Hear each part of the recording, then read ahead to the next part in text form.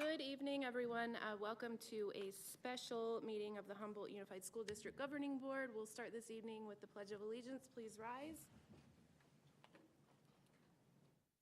I pledge allegiance to the flag of the United States of America and to the republic for which it stands, one nation, under God, indivisible, with liberty and justice for all. All right, thank you so much. Ms. Clifford, would you please call roll? You bet. President Walcott. Here. Vice President Mazan. Here. Member Sprague. Here. Member Dillinger. Here. Member Unverricht. Appears we have a quorum. Thank you. Thank you, Ms. Clifford. Next is our agenda review and acceptance. Mr. Dahl, are there any changes to the agenda? There are no changes to the agenda this evening. Perfect. We'll need a motion on the agenda, please. I move that we accept the agenda as presented. Second. Okay, motion by Ms. Mazan, second by Mr. Sprague. All in favor? Aye. Any opposed? All right, motion carries there. We are here for a single discussion item, and this is for Chapter 5 of our proposed policies. And I suppose we can dive right in. Who would like to start? Well, are we gonna go one by one, or are you gonna do the highlighted sections first? So one of the things is we could go through what was adjusted from our first reading, if you'd like to. And then everybody can kind of check those off and make sure that. Thank you. We could start with just the changes that have been made from the first reading. We could start there, and then we could kind of go back up through and just make sure everybody's comfortable with the proposed changes from the first reading. We could go back through in order of this information that was emailed out, or Are the changes from the first meeting captured in this most recent? they are captured, yep, Okay. in the one that was attached to the agenda. Okay, are we all good with doing that, going through Yeah. the original red line changes from, not last meeting, but the meeting before for the first reading? Yes. Okay. Everybody else is okay with That's that? great.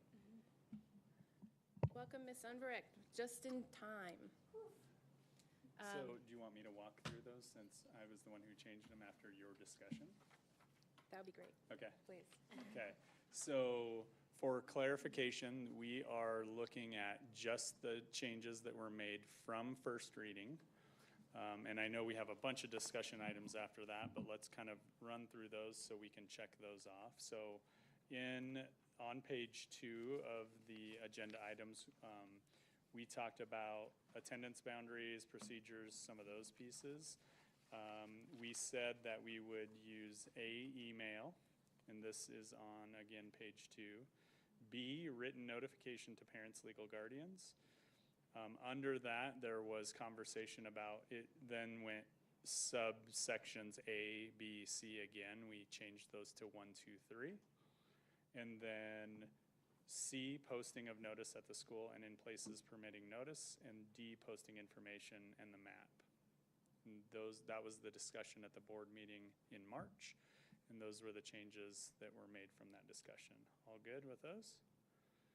I have a question. Sure. So, what about people that don't have students in the district? I mean, does that have to be public information? They won't be on the email or any of these other things? So this would be if we were changing our boundaries, which would impact the people in the district. That would be, but you're right, because we would also need to then broadcast that. Right. But this is, I think, about just the attendance boundary change, and then we would operate as we do now, that it's on our website, because these are the changes, so on and so forth. So only the changes would be. Yeah, changes this would be- just be okay. if we changed. Okay, all right. Thank you, sorry, though. No, that's quite all right. Scrolling through, and I'll just do this rather quickly, on page 10,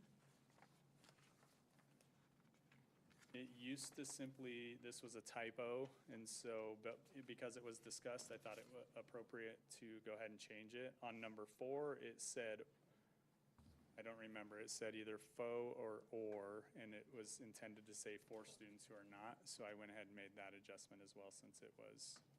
My Discussed. changes aren't tracking with the same pages, Mr. Dahl. Yep. So, section 5102.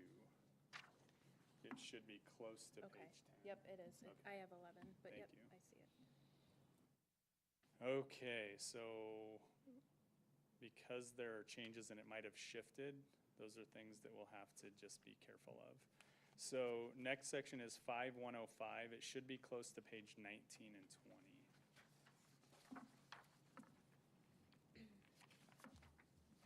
We had a note from the trust to just say customize if necessary.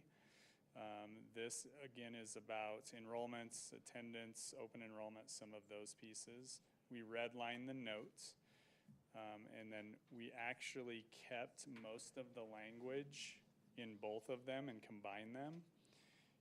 At the top, did you print that off? So for the second section, which is on page 21 of your document, we said the district may, it used to say the district gives enrollment preference to. We changed the language to the district may give enrollment preference to, which allows us the autonomy. I feel like I looked at that one, and I think, if I remember correctly, I think that was statutory. Okay. Is that a red line change, or is it in this highlighted? There was a question in an email that addressed this, and when I looked it up, and I'm wondering if it's the same. Bear with me The for a note says second. That's all right. law.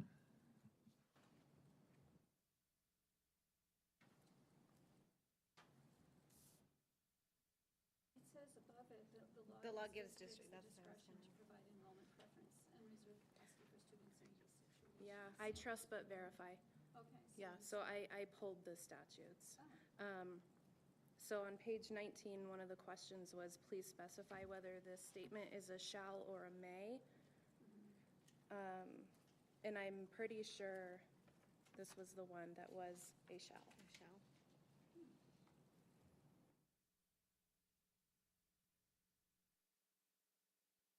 I closed my tab, so, Right, all right. That's the whole purpose of this evening. yeah, I had the tab open though on my phone, and I've closed it since then.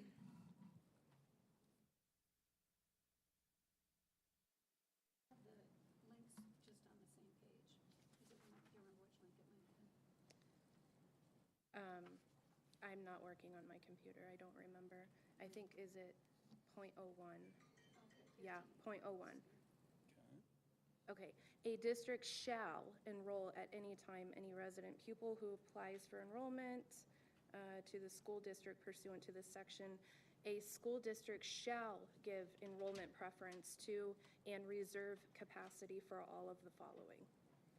And then it lists Residents. resident pupils, pupils returning to school from the prior year, siblings of pupils already enrolled. Yeah, so if everyone is, everyone's interpretation of that is the same as mine, it clearly says shall. And if you're using the link, it's the, The 01. yep, the 816.01. Employees, kids, resident transfer students.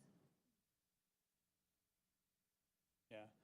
So, Mrs. Clifford, on our don't use yet document, can you make that adjustment? Go ahead. I disagree as I'm reading that 816 because it says 816. Turn your mic on. Oh, I'm so sorry. That's all right. 816B says the shall, and that's resident pupils, pupils returning, siblings. And then 816C is a school district may give in preference to foster care, attend a school is closing, may give enrollment for pupils who are children of employees, resident transfer pupils and their siblings. So I believe in 1B, it's got certain You're right. ones we're required to, but we are not, if I'm, yeah. Yep, So I you're would- absolutely right. I would say keep the may. Yep, she's right. B covers, Different. yeah, a different group of kiddos. Yeah, so we'll leave it. Did we capture the right pieces in this Yes. policy? I think so. Yeah, because we have shall, and then it doesn't even say may, it just says gives enrollment preference. Foster care, yeah. So we're good with the language as is? Yep, and that also checks off one of the items here on this list that we're going to cover from the Okay. email. Good.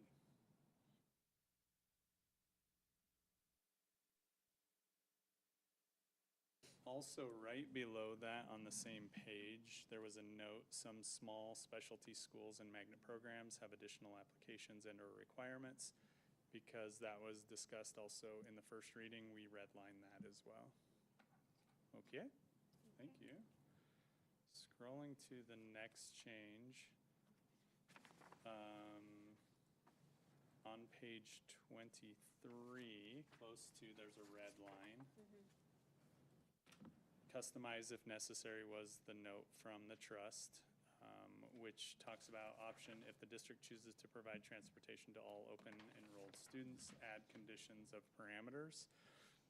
We redline that now. There is probably going to be some language discussed that Kate found where we'll have to talk about what we want to do for Liberty moving forward, and the policy should follow suit, obviously. So policy doesn't align to our current practice with providing transportation outside of school boundaries. So we'll get to that when we go through the next piece. On the very next page, right at the top, there was a conversation about defining homeschooled. We do have a recommendation to even define this, but this was an adjustment made from the first reading where we said a homeschooled student is defined as having a signed homeschool affidavit from the county. The recommendation from a board member is a little bit to add more specifics to that as well, so we'll circle back to that as we go through. The next adjustment from our first reading is around page 25. You'll see a lot of redlined information. That was a conversation about the Purple Star School program, which is phenomenally fantastic. That was a tongue twister. But something that Doesn't apply was here. discussed that probably didn't fit our population as well at this time. So that has been redlined as well. Moving through, close to page 29, you'll see some highlighting. That was just the addition of who is in charge of students with disabilities in Section 504 in the Rehabilitation Act of 1973. We just added the Director of Special Services in our information. I think in policy, it's wise to put the position and not the person. Agreed. Okay. The next piece is around page 33. There you'll see a red line and a highlight under progress monitoring for students with disabilities, Section 504. Section 504 does not require annual review of plans, but as needed on an as-needed basis, and that's what 504s do. So there is an adjustment there. Any questions about that? We have our Director of Special Services here, so. No longer required. For 504. For 504 specifically. Yeah, that was my question. Yep. Yeah, good. Yeah. Yeah, way to go Question I us. can get out. Okay, moving, Time to go. yeah. Moving through, if you go to page 44. Around 44, you'll see some redlining and some highlights. Just from the trust, we had to choose one of those. Option 3 aligns to our process, so we redlined option 1 and 2 and highlighted option 3, and that's the option we'll continue to use. Moving right along, page 49 of 234. Sorry, we're not on page 49.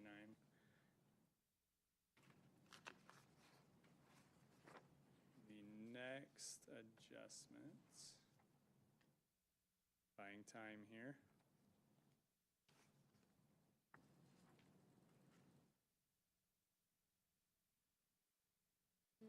Yeah, there's a lot. Thank you for your efforts. There is something that we'll circle back to on page 79-ish, but that was not discussed at the first reading, so we will hit that moving back.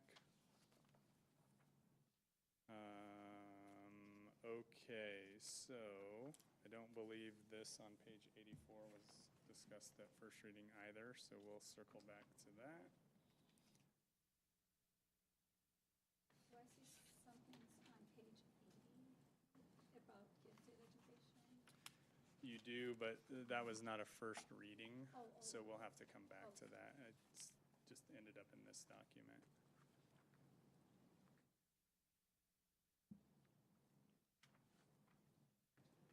And then on page 92.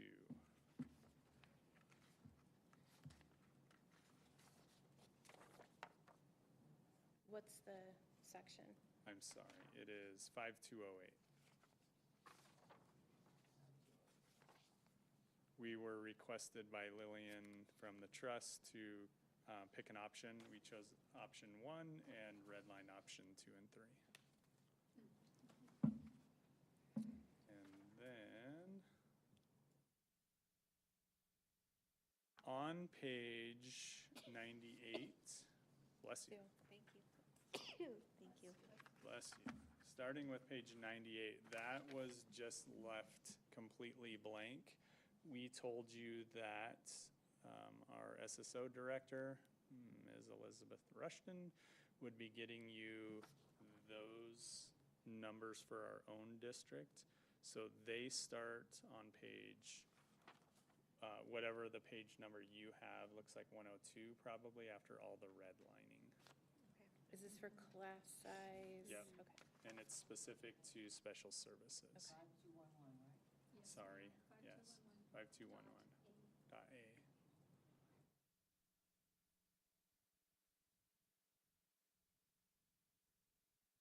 Lots of, like little parentheses to be removed, small things. Yeah, there's lots of list of brackets and Yeah. some grammar pieces that we will work with the trust on.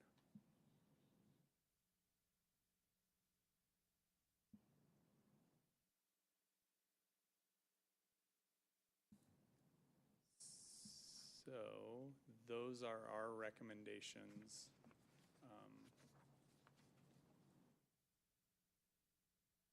For that section.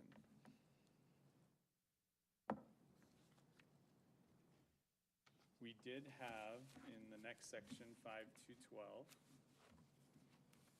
a conversation around non-curricular student clubs. We did look at ARS and the language that is provided here. We talked about because we moved from K6s to K5s and 612s, but the statute actually kind of locks in the grade levels. And so what you see in front of you is in support of statute as well. On the one before, you're going too fast. I'm sorry, That's okay. just yell at me. That's okay. I got two questions. So, everything that was deleted, right, it's really, it's more specific as to caseloads, workloads, and service, right? So it was intentional, right? Or was it intentional? Was this sort of reduction? Was it intentional, or was it to give more administrative flexibility? I'll let Liz speak to it, but there was intentionality behind it Okay. for sure.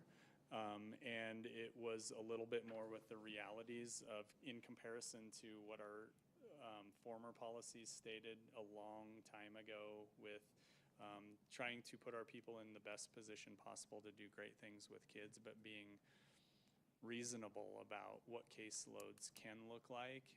And our goal was to create policy that we could stick to.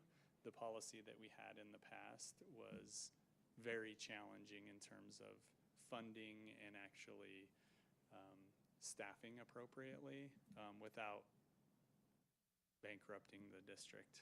Right. So anyway, I'll let Liz speak Streamlining to is it a little always bit. good. Sure. Yeah, I was gonna, As long as we're in compliance, that's good. It's just, it was a huge difference, right? intentionality and reasonableness. Right. Yeah. And then one real, just, this is, I don't know, it's a grammatical question now, but in, where it says in the related service section, Yes. right? And then occupational therapy, blah, blah, blah, blah, blah. So the no more than 50 on a caseload without support of an assistant refers to all of those. It does, because Correct. we have SLPAs that will support the speech therapists and occupational therapists and physical therapists. Occupational therapists have CODAs, a certified occupational therapist assistant. So that's who supports if it's over 50. Okay. Just wanted to make sure that I it feel wasn't. like I'm a mess. Nope, it's for all of them. Oh, Why? thank We're you. not. I was at the credit union all afternoon, 12:30 until now. Thank you. Okay, so section 5-212, student clubs and activities, that was the piece where we did have a really good discussion around that in the first reading about, but again, we went to statute, and statute supports what's in writing. Okay? Moving on with our 5-212A, which is more about the procedural pieces. You will see a note from Lillian. Well, you probably don't see notes. We had to select one again. We redlined the district does not permit non-curricular student groups and highlighted the district permits non-curricular student groups for 7th through 12th grade, again supported by statute.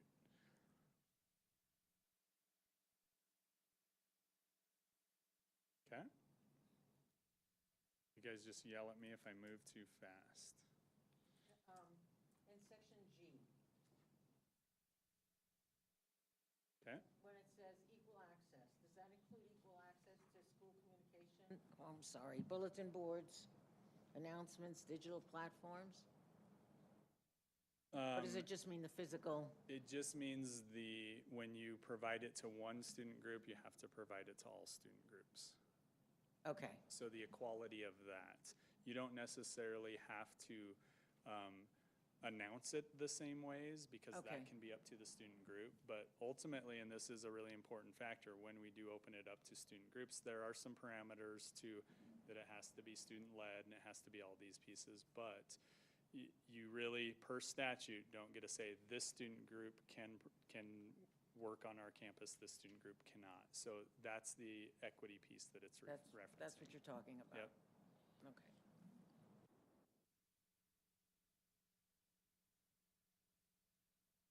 Okay. Thank you again.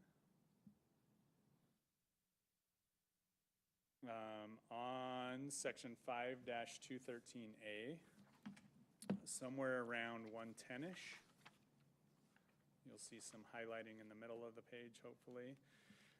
This again was just to customize a couple of pieces. Progress reports means a report submitted by a student's teacher to the school principal. It said and it must be 9 weeks. We do every 4 to 5 weeks, depending whether it is a 9-week quarter or a 10-week quarter. And so we are doing it twice as often as required, which I think is important. And then right behind that, or right below that, excuse me, we defined fiscal agent, meaning the CFO and or business manager is how that will read in our policy. Any questions about that? Okay. Just on the very next page under the same policy, the sentence reads, after board approval of participation in an academic contest, and it should read content advisor shall apply to the Arizona State Board of Education for funding. There are many different, it's really hard to say this one person will do that. So we left the language of content advisor. So whoever is the advisor, say, of student council, whoever is the advisor of this student group, does take on the responsibility to apply to the Arizona State Board of Education for funding. 5-213. Yep. It should read contest advisor, not content advisor, correct?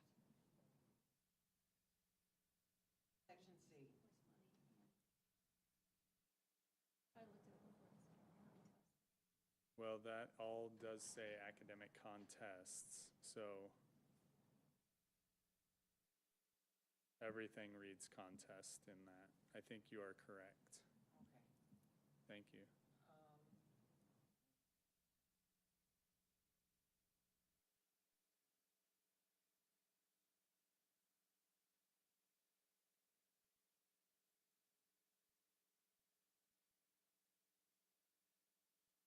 Contest, yeah.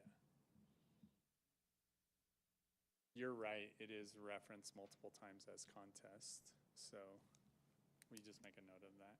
Thank you. So there's a lot of mistakes. And rather than do every one of them, that's why I gave out my paper with the main areas, the generic. But then there are some that confuse meaning, so Yeah, that's why I'm taking time, sorry. no, I feel, I think it's important. It's better now. We're working on it. Might as well do it.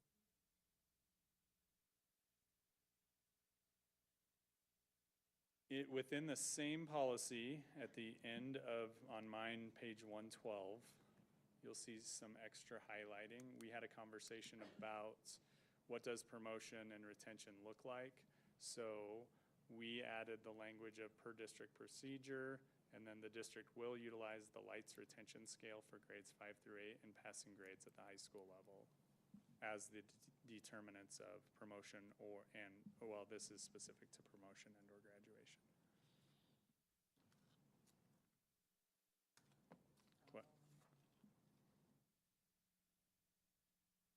yeah, here, I have one other question. Right before the E, right before passing grade and that thing, that, what you just said, the teacher and faculty sponsors should continue? Because everything else says shall or will. So is it should, or do they have that responsibility?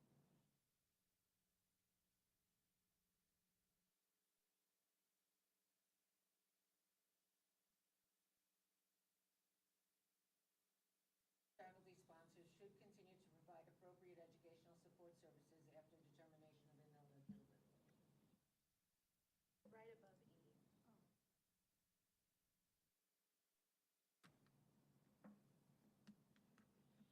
And that's ineligibility of interscholastic extracurricular activities.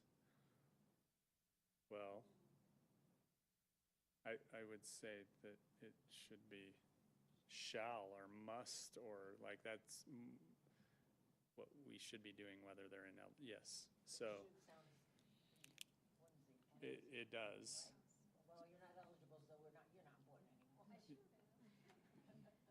Did you make a note of that one as well? So, and this is okay, I don't mind this at all. Do you want to get through just the things that we talked about in first reading and then come back and comb Yeah. through it? Well, I wasn't sure, I got mixed up. Yeah, okay. So let's just reset after we go through what was changed from first reading, and then we'll comb through it all on the second piece. Okay, next. In section 5-216, promotion and retention of students. We again were asked by the trust to pick an option.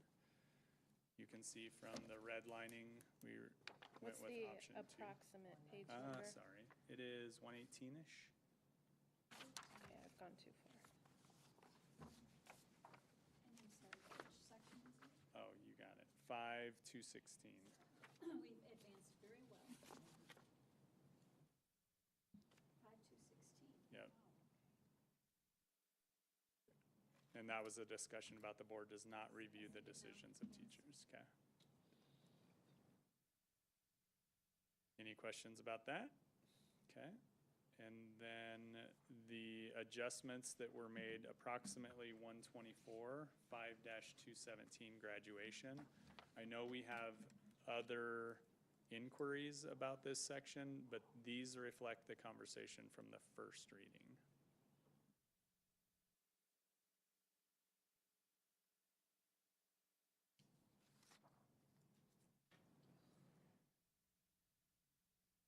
Yeah, approximately, Dr. D. 5-217.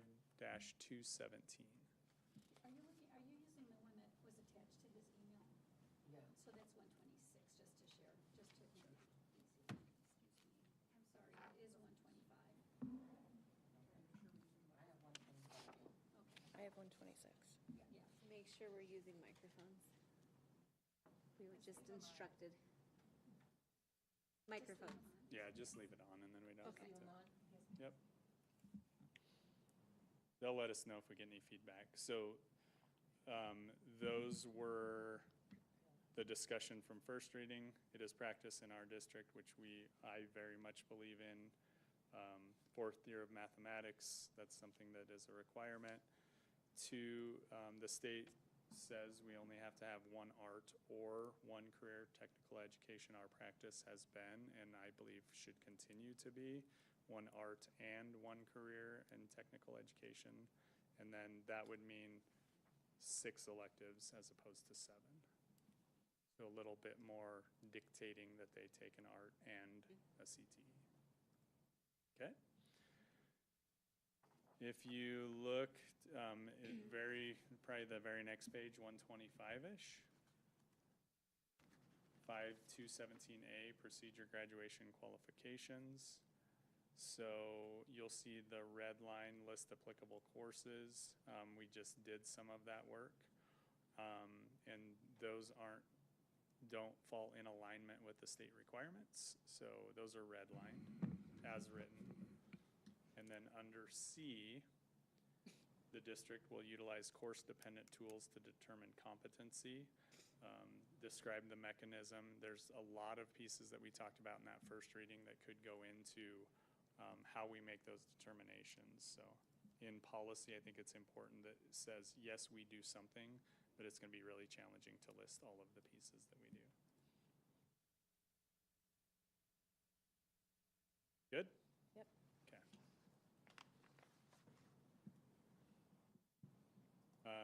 There was a conversation around page 128 under graduation 5217B. You'll see a red line example customize. We shared this with the high school and had them compare it to how they're actually doing it. They really like this language, so their recommendation was to keep this language of how they would transfer academic credits from other schools, so on and so forth.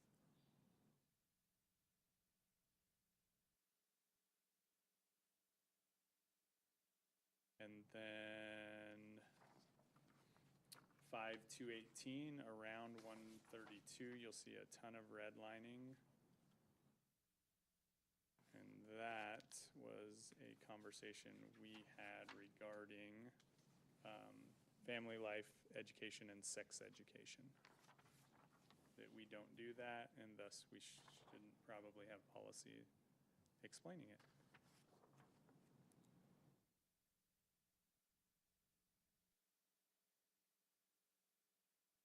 There was a conversation starting around page 139, 5219, Arizona Online Instruction. I put a note in the, it simply says we should probably keep this language as we utilize AOI for homebound students. So we have to have policy around it, even though we don't use it for big pieces, a specific school, we do utilize it. Therefore, the language makes sense.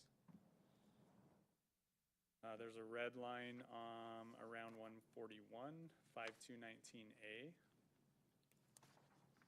We just redlined the required for participating schools.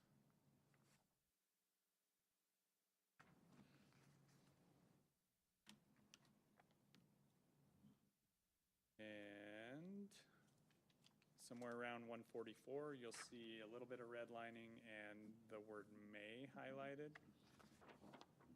We don't currently have a dropout recovery program. We do have neighboring districts who do. That is something that we've had conversations around. I think it is important that we keep this language, but instead of the district instituted a dropout recovery program, it now reads the district may institute a dropout recovery program. And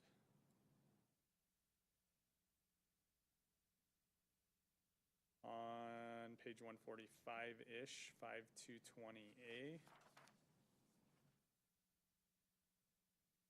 redline the optional word, and then In item C, red line optional if applicable, and the language would use educational management organization, which is applicable. Again, that just leaves that available. If we were to go to a dropout program, we were to hire an outside agency to do so in the future. This just gives us the option of doing that.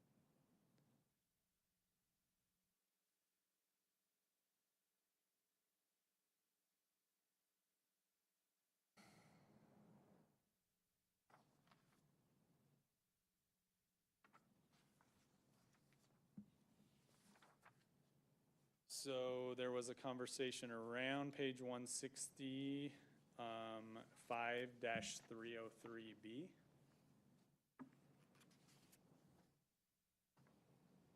There was a note from the trust to say you may customize this list. There was not anything from the first reading that we would customize. There might be some, you guys might have some information, so in the second round of this, if there's any pieces to that, but we just took out the language so it wouldn't read that way in our policy. So if there's any questions about that, we'll just circle back to it on our second go round.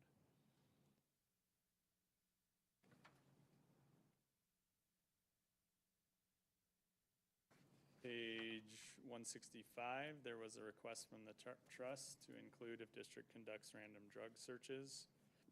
We just took that part out, redlined it where it said optional if a district approved a random drug search policy. We don't do random drug searches, so right now that's not super applicable. And on page 168, as carrying with the consistency 5305, student code of conduct, you'll see some, oh, sorry, go Can we ahead. back up to Sure. around page 166? Got it.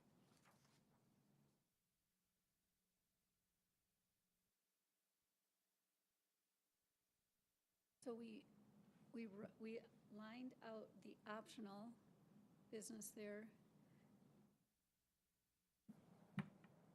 about the searches. So we lined out the optional, but then we left something called permissible searches relating to drug and alcohol in school-sponsored extracurricular activities. The district has adopted a random drug and alcohol drug testing program. District personnel are authorized to conduct searches that conform to the requirements of the program. So actually, the optional and then also, If we're gonna opt that out, we have to redline that out. yes, because we Yes. don't want to end up with something that's contrary to our intentions. Random? Do you No. disagree? No, I don't. Oh,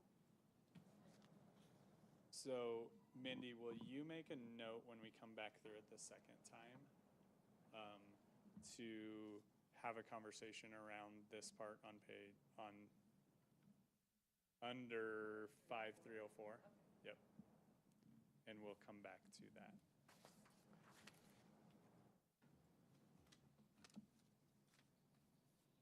Thank you, Sue. 168, you'll just see that aligns to the optional language that we have not adopted in any of our policies, which is the language of including sexual orientation and gender identity.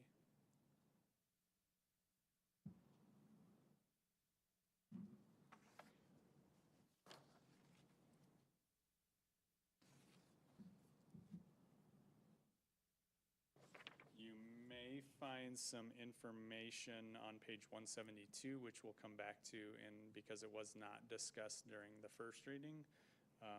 The language there needs to stay because it aligns with ARS. So, What's the policy on that one, Brett? yeah, sorry, it is 5305A. Thank you. You're welcome. It does say that districts may personalize. There's not a lot of room for personalization in that as board members and we dug into it. So it is likely those will stay just as is. Is this the one where I got it right? You nailed it. For the record, Brianne nailed it. I for can sure. read law, I promise. This one did go through legal, so it was actually accurate. I didn't screw that one up. Oh, well, it's lots of details. Yeah, yeah, there sure is. So we'll come back, because that wasn't necessarily discussed in the first reading. We'll come back and explain that as well a little bit. And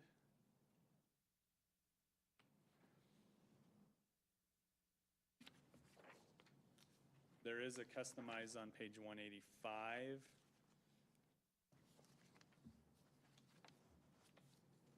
That was brought up in the first reading because of the note from the trust. It just says that the district may establish readmission procedures from a long-term suspension for 5th through 12th grade if it so chooses. We just typically follow whatever the hearing officer recommends, but there is space to have a further conversation around that in our second go-round if we would like to create some specific parameters.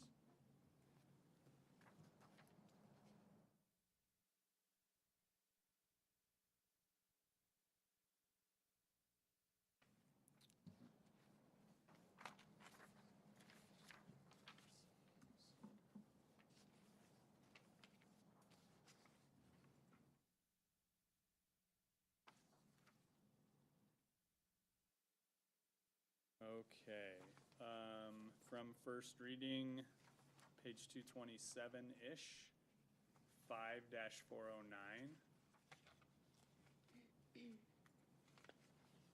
That is just remaining consistent with the language that we have used throughout. Just the optional language of, once again, striking the including sexual orientation and gender identity.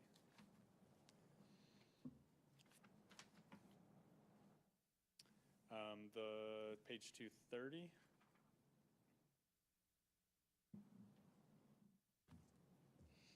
This is, excuse me, I'm sorry.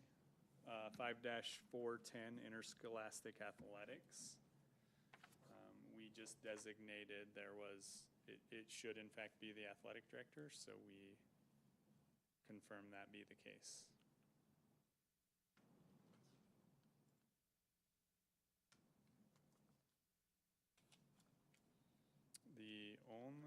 There's a couple of strike-throughs. Page 231, under 5-411. Optional, must be adopted in meeting with public comment and must post if adopted. So the governing board authorizes school-based referrals of eligible students for behavioral health services to a contracted behavioral health service provider, either pursuant to the Children's Behavioral Health Services.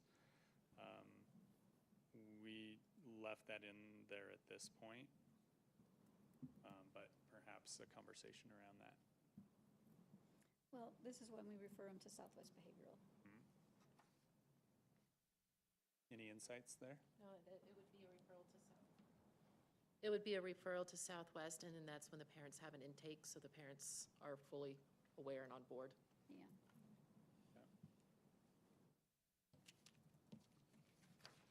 And I believe that's it for the first go-through.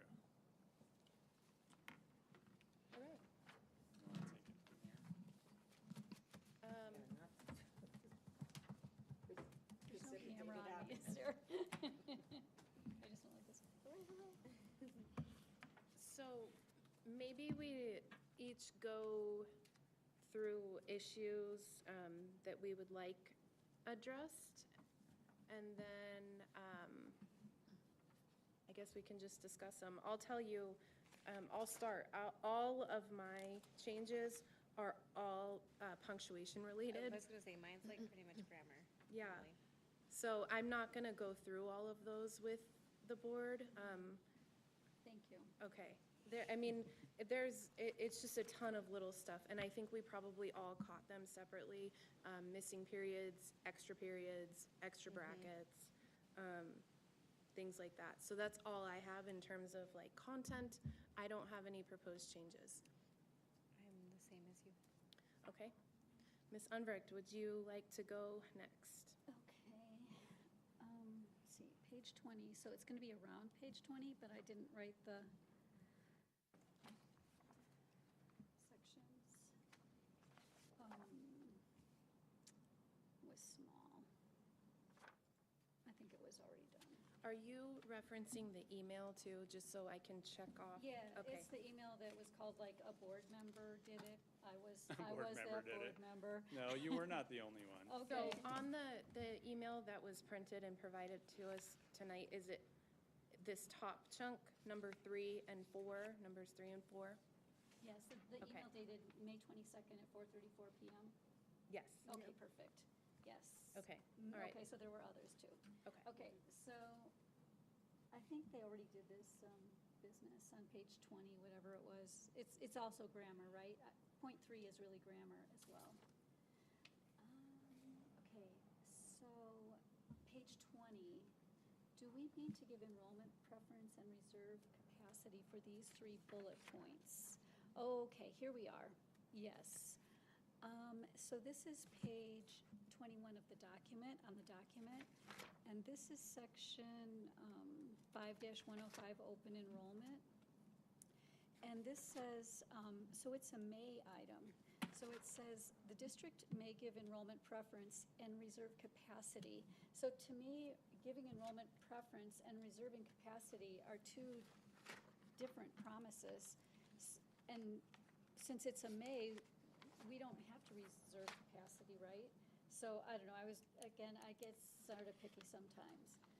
So yeah, reserving capacity is a bigger promise than simply enrollment preferences, it seems to me. So if I was, and since it's a may, I would strike reserving capacity. How do you all feel about, how does everybody think about that, especially you guys that work with it? Because as So we is- keep improving, we're going to have more and more requests for students to come into our district.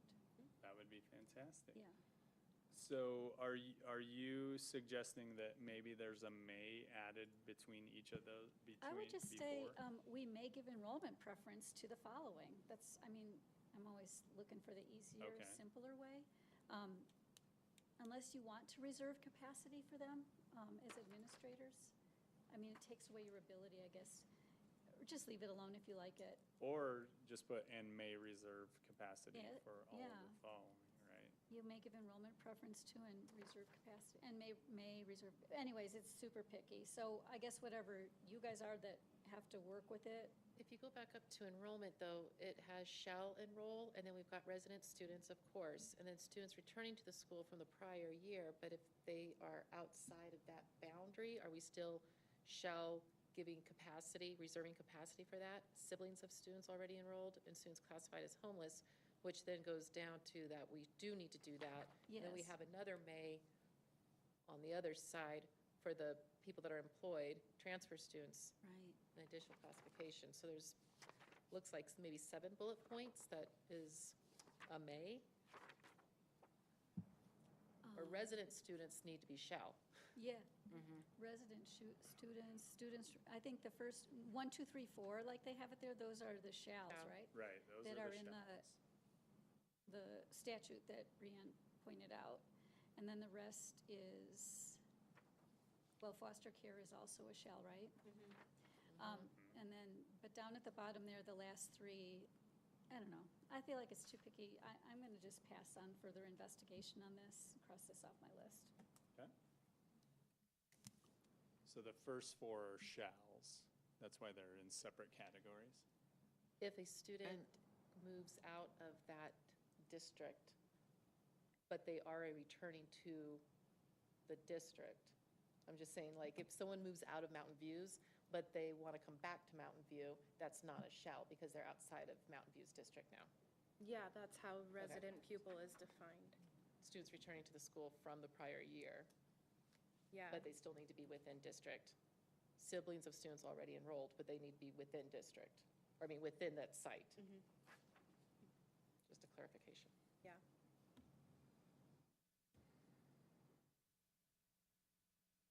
Okay, so something else I felt was a big promise on page 20, where we're guaranteeing that there will be no disparate impact.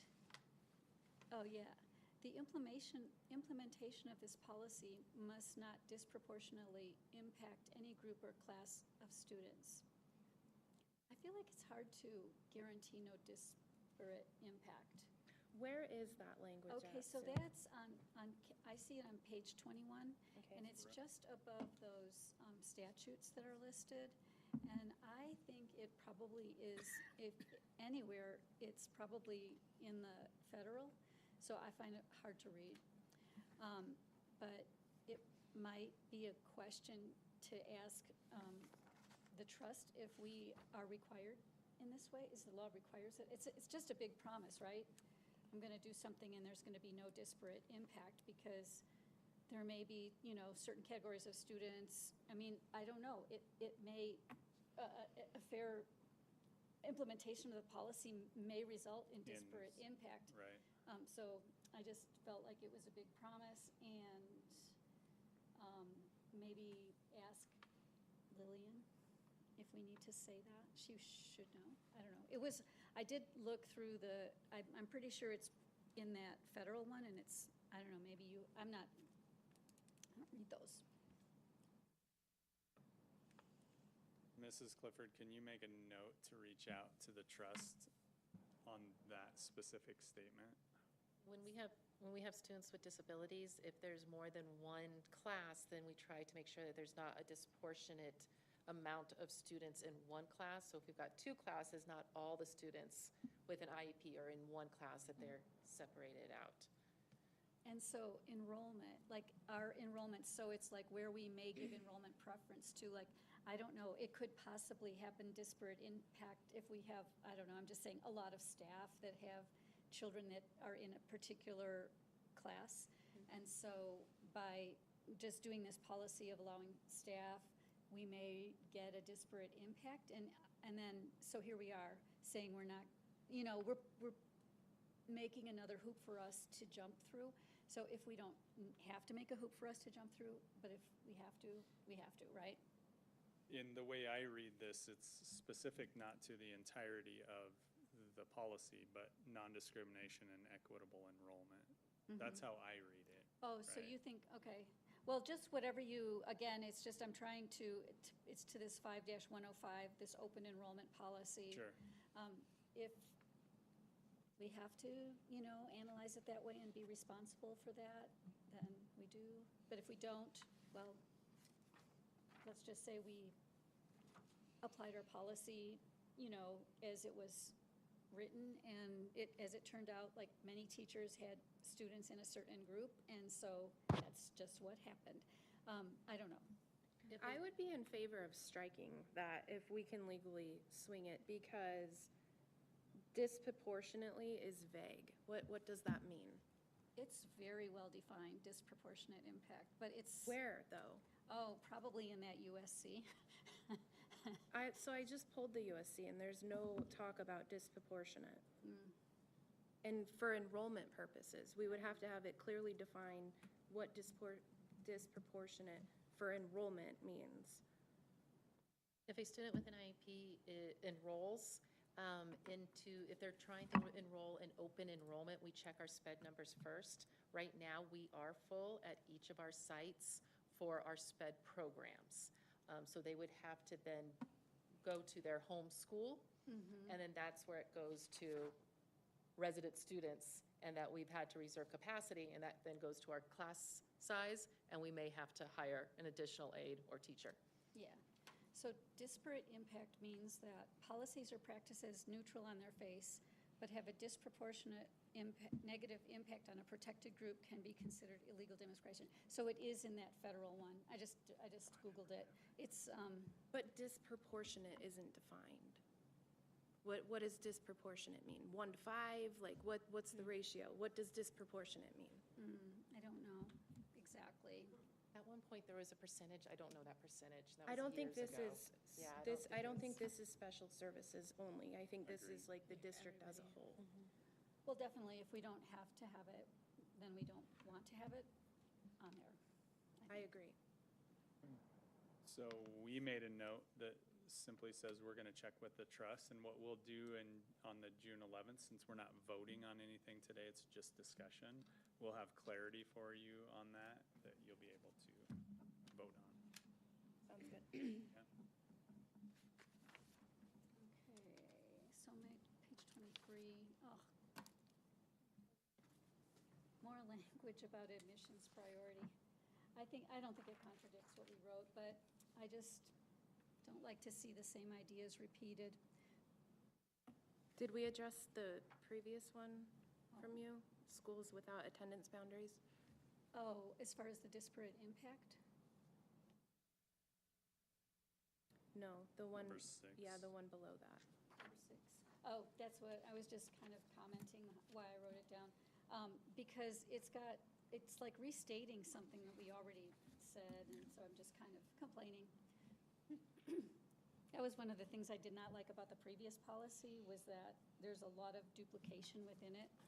And then this one, But I think it's maybe because it's a procedure.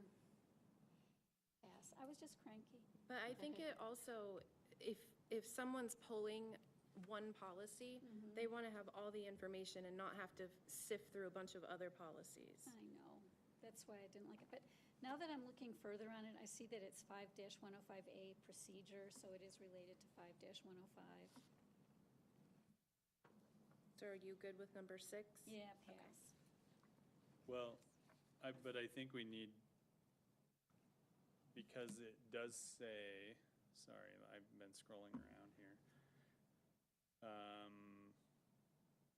Where is it now? Okay, it does say under schools without attendance boundaries, so that would be our liberty. And underneath it, the very last sentence of that says student transportation will be the responsibility of the parent legal guardian. What page of the document are you on? That is It's 21. 21. 21. Oh, okay, so that's the policy. And it's right underneath the schools without attendance Oh, boundaries. yeah. So the last statement of that paragraph says student transportation will be the responsibility of the parent legal guardian. And That's inaccurate. Right, that's not currently what we're doing. So do you want to surely strike that? We probably need to if we're not going to change that practice. So that's a good one to do. Good, thank you. That was Kate. Thank you, Kate. Yeah, lots of eyes are needed on this.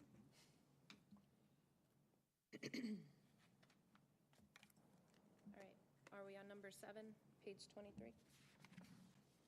Oh, yeah. So what is, item 7, page 22, maybe?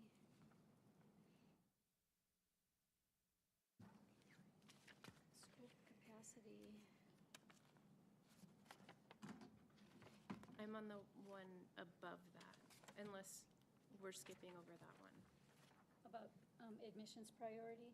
I just passed, just cranky over Okay. me. But how about one about the school capacity and accepting open enrollment by grade level? Posting on our website. Oh, here it is, on the bottom of the physical page 23, I see it. In 5-105A, the capacity of each school and whether it is currently accepting open enrollment will be posted on the school's website and updated at least every 12 weeks unless there are no changes to the report. And we don't, thanks to the chatbot, I know for sure we don't do that. Because the chatbot directs you to ask the particular school that you're interested in. So I don't know if this is, I didn't look up if this is required. But I know we don't do it. So this, would it be fair to ask Lillian regarding this item 7 about the school capacity being posted on the website, whether that is something required in one of the ARS? Yeah, can you direct me to exactly where you're looking on this? To right above C, priority of admissions, it's the paragraph right above that. You see it? I'm highlighting it right now on the Yep. screen. Capacity of each school and whether it is currently accepting open enrollment students. And your question is should we be posting that on our If the website. legislature is like mandating it, we should, I guess, if, for sure. But, and it does seem like a nice service to people, as I'm envisioning many people wanting to open enroll in our district, to know what schools have capacity. You? But I don't know, if we don't have it up there now, maybe it's not like a super priority on a website, right? So, so if it's not necessary, it's probably good to just strike it. Okay, so number 8, again, I'm so sorry to be so picky. I would say signed homeschool affidavit from the Yavapai County School Superintendent because I'm very picky. So for clarification, this is that homeschool descriptor. It would now read, a homeschooled student is defined as having a signed homeschool affidavit from the Yavapai County School Superintendent.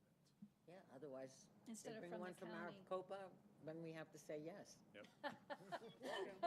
Good catch. Or some random county official Yeah, who's their cousin, Somebody from Kalamazoo. somebody who works in a different division completely but works for the county. Anyway, that Too. person, you had that too? Yeah, so. So I crossed off some of these. I crossed off 9. I think you already, probably already took care of it. The supplemental materials, oh, no, I think we had a brief discussion in our one-on-one on supplemental materials. Yep, that'll definitely need to be something we need to discuss. Should we just postpone that till, would you want to discuss it now, supplemental materials? Makes no difference to me. We can just go through the list, sure. So I was questioning about, we must exclude, it requires us under the ARS, I did look this one up, to exclude all materials of sectarian, partisan, denominational character, and to prescribe curricula, including instructional materials, and then supplemental materials are instructional materials, and so it's just really tough. On pages 90, 91, and actually 93, administrative procedures for supplemental materials. Oh, I did like your attestation. It seemed like such a great forward move, right? And, but it's very tough. Yeah, when instructional materials are delivered online, subject to revision, et cetera, there's so much to think about on supplemental materials. What the ARS requires and what. So that was a bit disjointed for me. So can you bring me up to speed? Maybe I don't you can know. probably say it better than I can. Yes. So this is everybody on the right page, first of all? So around page 90. Yeah. Okay, and it's under 5-207 curriculum adoption. Okay, so what it looks like is originally the policy reads, if any course does not include a basic textbook, the board shall approve all supplemental books used in the course prior to approval of the course. If any course includes a basic textbook and uses supplemental books, the board may approve all supplemental books and teaching aids, including instructional computer software that are used in the course prior to approval of the course. If the course includes a basic textbook and uses supplemental books that have not been approved by the board at the time of approval of the course, a teacher may use the supplemental books at any time during the school year. Use of the supplemental books shall be brought to the attention of the board during the school year in which they are added for ratification. So what we really want to do is look at policy that A, can be legitimately followed. That's really, really important that we have policy that is attainable. So when a teacher uses an article, when a teacher uses supplemental material to help students understand what is actually doable, and this is a really transparent conversation. So I'm going to actually turn it to, are you ready? Well, I don't know. I still am unsure if I'm on the right part, but I don't know how. So I'm sorry. I feel like we're starting to get into the attestation, and are we going to integrate the attestation into policy, or should we go through policy first? So probably go through policy first. Okay. And then the attestation, if in fact we're comfortable with the language, would be like an exhibit in policy that we would, here, just use mine. Yeah, sorry about that. That's quite all I right. don't think I'm on, This oh, is- that's why, because I'm in the second reading one, I'm sorry. So, the intention behind this edition is exactly like Superintendent Dahl said, is we want to make sure that we are saying what we're actually doing and what we can actually do. And so, as our state standards remain the same, essentially, but it's hard to keep up on the curriculum side of it. So what I want to be sure is that we always trust our teachers to be able to get the most recent and best research-based materials in their hands for them to put in kids' hands without having a speed bump of having to wait till the next board meeting, for example. And then teachers are rule followers, right? So we don't want to have anybody feel like they've done something wrong because they've used an article that they didn't take to the board. And the truth is they are using articles, right? Is because they need to. They find the best, and that's what they use. And so it's just making sure that we're clear about that. And the point of the attestation, and we can talk about if that's the right word or if assurance is the right word, but just that there's a screener, if you will. It's an acknowledgement on the teacher's side as to what you want to consider, using your best common sense, using your professional Judgment? yeah, thank you. Your professional judgment, so that it just gives somebody pause, right? You don't want to just rip off anything because you need something. You want to be really thoughtful about what are you using as an instructional material. And so the assurance or the attestation is really just to say, we trust you, but let's all be unified in what our approach is and be thoughtful about why you're choosing that material. So, in my discussion and my thoughts about it, I'm all for it. Teachers should have autonomy in their classrooms. However, if it's in policy, things get buried in policy. People don't know our policies. People don't read through our policies. And I like the idea of it being an addendum or an exhibit to their contract. There's more accountability if you do it that way than having it buried in policy. I had used that word contractual in the original read, meaning it's a contract between the teacher and the district rather than the employment contract. So I just want to be clear on what my original intention is. So I'm not sure if we're saying the same thing or not, but I had originally chosen the word contractual, but just meaning that it was an agreement between the district and the teacher. Be it as it may, I like having it part of the contract. Yep. A part of the employment contract, that's you saying, I'm not gonna abuse the trust that's put in Yes. me as a teacher, and I'm signing this document as part of my annual contract. That's, It gives it more How- weight, Yeah. I agree. that it's not something like a contract that you get now. In my class, you're not going to chew gum. In my class, you're not going to do this, right? yeah, What teachers do with contracts at the beginning. and there's an annual reminder. I think that's a great idea. Yep, I agree. And then I'd like to ask, if there's a question, or with the teacher in this particular instance, and if they have a question, would it be appropriate for them to maybe to check with you? I mean, I know the board hadn't voted on it, to make sure that they're in curriculum with their agreement that they've already signed. I think that would make it very important, because that's what I would think that would be a very important to happen. If the teacher's really questioning whether this material that I should be teaching in my classroom, maybe they should go to you, Rena, and ask you if you think this is appropriate for that particular group.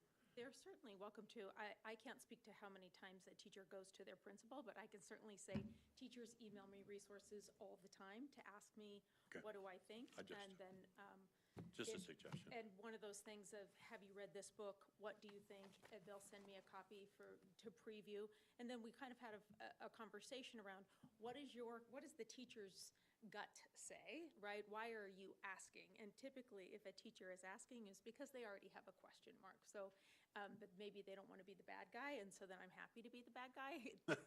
Just in terms of if we want to make sure that it's the best resource for kids, that I'm happy to be the one to say yes or no. There are so many human guardrails because they have their grade band, right? Or they have their team. And if not that, they can go to their principal, and not their principal, they can go to the instructional specialist, yeah, the instructional. So it's a whole tier of responsibilities, right? That's built into the system. But I think it's a great idea. It gives it a lot of gravitas. So how do we go about, well, number one, I don't even know if that's permitted, or do we have the ability to tie it to the contract? Is that something that we need to pass through legal? We pass all of our contracts through legal, even when we don't really change anything, so that would definitely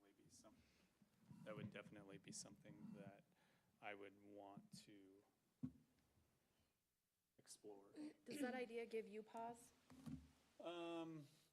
One of the things that I've really appreciated about the conversation is I love that there's policy out there like this, and I don't want to, there are a lot of districts who don't pay attention to it. I love that we're paying attention to it. I love that we have a board that understands and wants to protect the professionalism and trust in our teachers. And I think all of you have spoken to that, but our policy is very different than what happens right now. And that gives me greater pause than anything. I appreciate the professional trust you're placing in our teachers. That means a lot to all of us. And putting it into a contract, I think you're right. I think it does say, this is really important. We trust you, but you just use the phrase, trust but verify, right? That there are some pieces that draw their attention to the importance of doing the right thing when given this professional trust. Putting it into the contract is, again, something I think we just need to check with legal. But I agree, there needs to be something that says, we trust you, but hey, we're having a conversation about this. That it is important. What we bring into our classrooms is super important, and it is your professional responsibility to do the right thing and to get the right information at grade level, standards-based, all of these pieces. So I think there's ways, if we don't put it into contract, where we can still have the accountability piece. If given legal says, whoa, like, I'm not so sure this is something we can tackle. I guess what I would need to know from you guys is it contingent upon that it is a contractual piece or not? For me, it's not like a make or break. If there's another way that there can be accountability, I'd be open to that.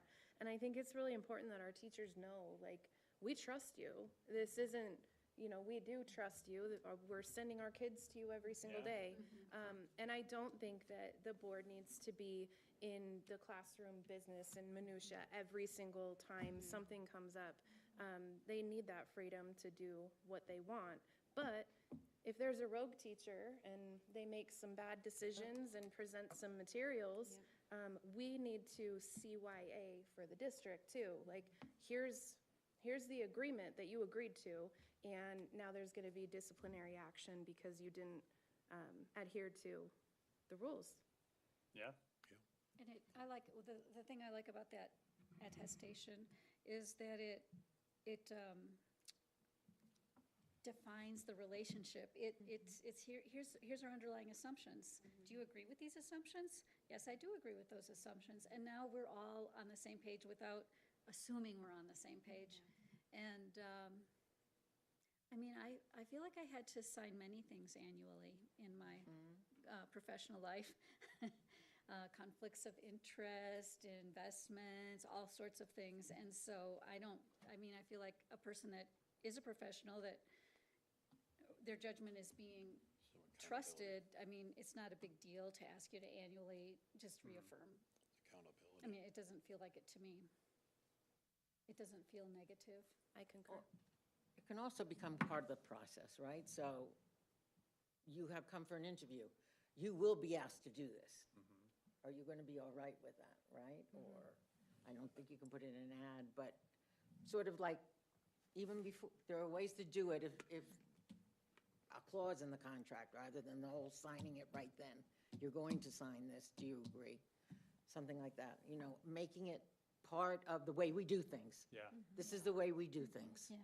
part of the professional way that we do things. The right? professional way we do things. We care about you. There's some protections in there as an employee as well, right? And like, hey, you were made aware, be careful of these things, we trust you. But Because we do know you're a professional. yeah, And even if you have to have an unpleasant conversation with a parent, again, you have the parameters within which you have that conversation.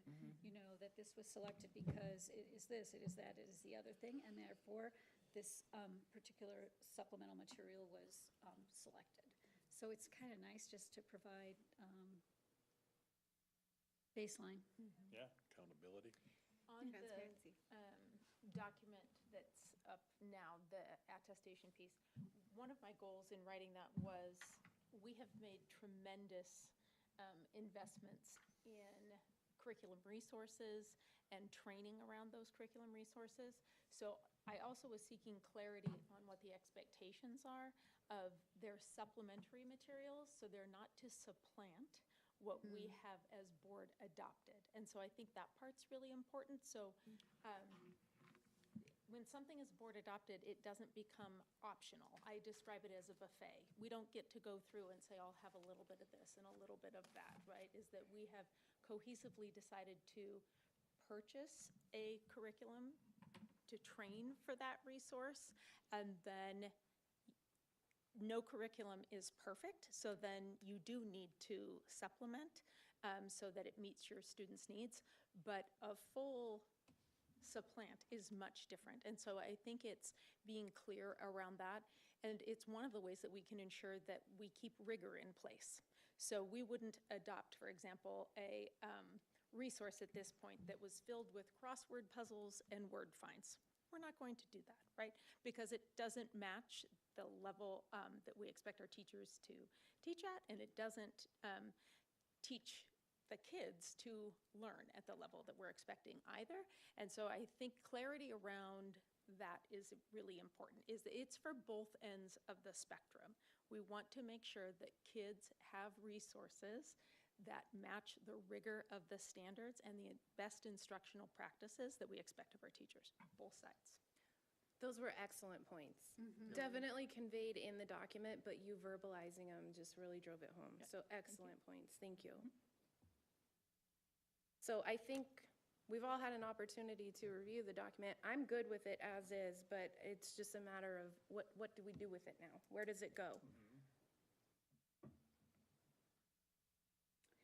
And maybe, I don't mean to interrupt, but maybe what it looks like this year is different than what it looks like moving forward, talking It will about always the will. growth. of- It'll look different every Sure. year. If So it's- maybe it's. it's a living that document. first week back, when they go through, every year we have teachers back, and they go through, remember, and we're gonna do this year because we'll have new policies. These are some policies you really need to pay attention to, and today, like, we're talking about the attestation. This is a policy that we want to talk to you about. This is a policy where a district really values your professionalism and puts trust in you, but there are these attestation pieces that you have to account for. And this is why we can have a policy like this, is because you're held accountable for it. So this year, maybe it's, they sign the attestation in the back to school, and we check in and we make sure that we get all of them from every classroom teacher. And then moving forward, we have time to talk with the lawyer, and maybe it is an exhibit within the contract moving forward. And this is how important professionalism and the trust that you have in Humboldt Unified School District, it's written right into your contract. So I am perfectly good with that plan because there's a signature on it either way. Whether it's Yeah. part of the contract or they're signing it day one of back to school, like, it doesn't matter to me when it's signed. I just thought for Just a signature, ease, for sure. plug it into the contract, but I don't have a preference when it's signed. Anybody else disagree? I'm glad you brought that up, actually, about the process around the statement. So good. No, just a straight out comment that I have from years of being around on this earth, I guess, is we have a lot of people, even maybe in this room, that sometimes they determine they want to, for whatever reason, want to get their political opinion or some kind of opinion into it. And I think this will help with that, making sure that our teachers, because everybody's got a different opinion about, I'm sure I have many different ones. And so I think this will be very helpful to make sure that the teachers or the staff know that they're supposed to stick with the curriculum that our school is presenting. We don't really care about your political or whatever the religious opinion is about anything. I think that's the main issue as far as I'm concerned, after reading over this article multiple times, just my personal opinion. Yeah, I appreciate that, because we've even had conversations Yeah, right. around that of, like, it's about the standards, right? Right, It right. is about the standards. That is what we're required to teach and what we expect our kids to learn, so appreciate it. So my only remaining question is the policy itself. So I mean, would this be a good to ask Lillian about, shall we actually strike a bunch of what is stated here on these pages 90 through 93? I don't know even. I looked a little bit in the ARS, but I don't feel confident to declare.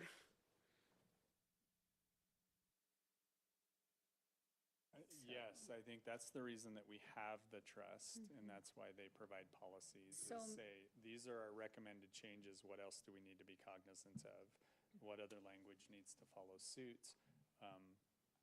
I think we need to be able to rely on the trust. If we're okay with the content, then we have to be able to utilize the trust. That's why we're paying for the Agreed. trust policies. Agreed, to 100%. say, So I think though, but what we've been talking about a bit is that our practice is going to be grounded in this statement. And then that isn't here. Right. Some other things are here. I mean, if I had my druthers and it was a board that, that we weren't governed so much by the legislature, I'd just say, well, let's have our policy match our practice. But I don't know if that's an option, right? So that's what I'm saying. Cross-reference statute and all of those pieces.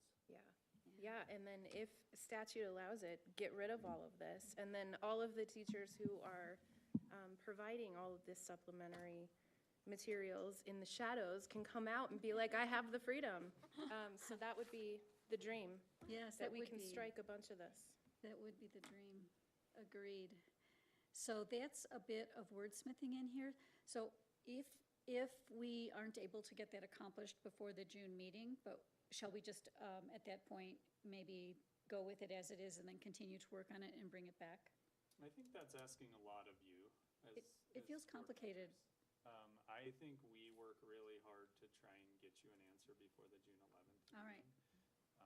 I think that's asking a lot of you as a board to kind of stick your necks out and say, this is what we'd like, and then put you in a position where it doesn't align to statute. So I know some people who will dive into it and get with Thank the you. trust. And also, thank you for all the work. I know so much work what goes into. Indeed. Yes. I appreciate the trust and the trust of our teachers, right? It's incredible. So I'm happy to be a part of a roadshow to kind of go around and talk to teachers at the beginning of the year so there's clarity around this conversation and the trust that the board has in them. And like you said, come out of the shadows. It's okay. If you've met all of this criteria, that's fantastic. Thank you. Move forward, So I think just that they will very much appreciate your perspective. All right. Great. So let's see. Page 123, thank you for letting me go through all these points. Is something about CTE? I didn't see. Do you want to add anything about the CTE options to the 8th grade promotion list, because I recollected that every student is required to, there is a CTE component in the middle schools now. And is that required with promotion? I just was, again, every time I read these, I develop more questions. So this is page 123, and it is about promotion for the middle school student, promotion from 8th grade. Oh, here it is, actually page 122. Demonstrating competency, and then it's got the list, and we don't have any CTE on there. I didn't know if we wanted to add something, because I just recalled when we added CTE to the middle school, I'm gonna say buffet, since you used that word. My recommendation at this point wouldn't be, only because the state is going through the career exploration process. So currently, the state doesn't fund any middle school career exploration. Oh. The funding that we receive from the high school CTE program, we use to fund our middle school exploration. I think that is improving at the state level. They're working on curriculum and resources and kind of creating almost like a consortium so districts can rely on one another. But until they fund it, I think it's really hard to put it in policy, in part because we're trying to sort it out. We're limited in part by funding because, like I said, the high school really funds our middle school.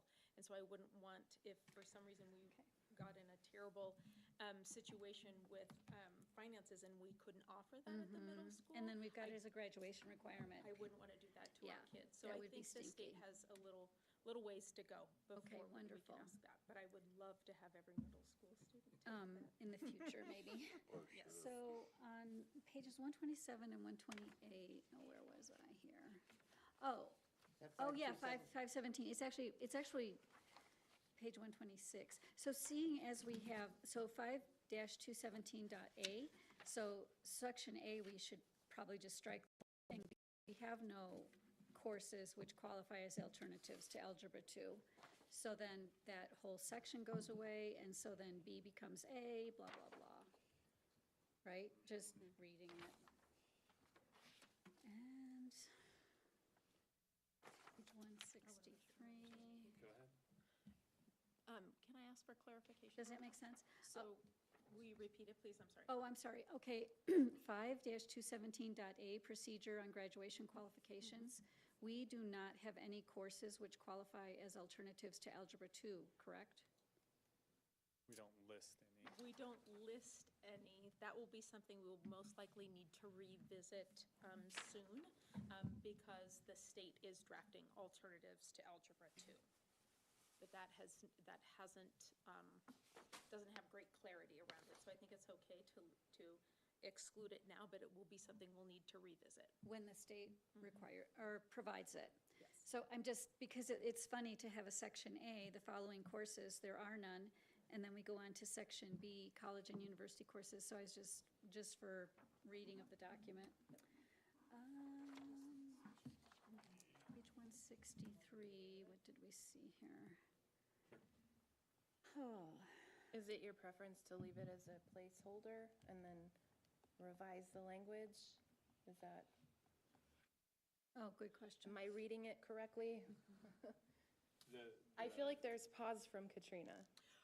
Well, the pause is because we're reliant on the state, and really, who knows what they'll call it. So I'm reading through the course titles, and where I become insecure is I don't know what they're going to call it.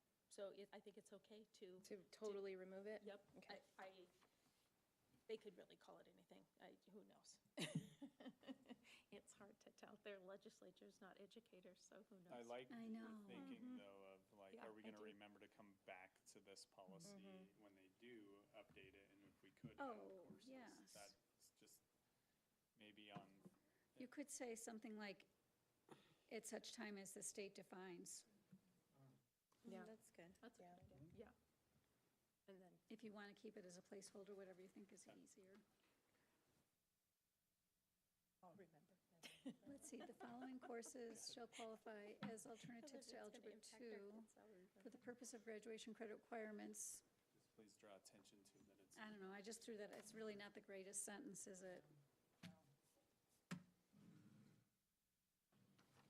Okay. Oh, something like, when the state of Arizona, I don't know, you can wordsmith that maybe? Yeah, I can come back to it. Something, because obviously that's terrible. Pardon me? We'll get it. Thank you. I appreciate the conversation, thank you, and the trust. We just have to wait and see what they decide. So what did I get to on page 163?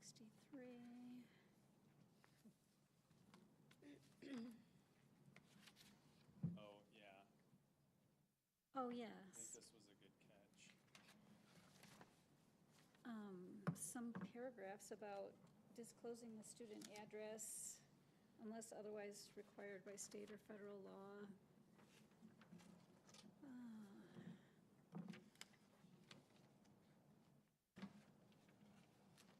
What page are you on, Sue? I wrote 163, but That's what I have.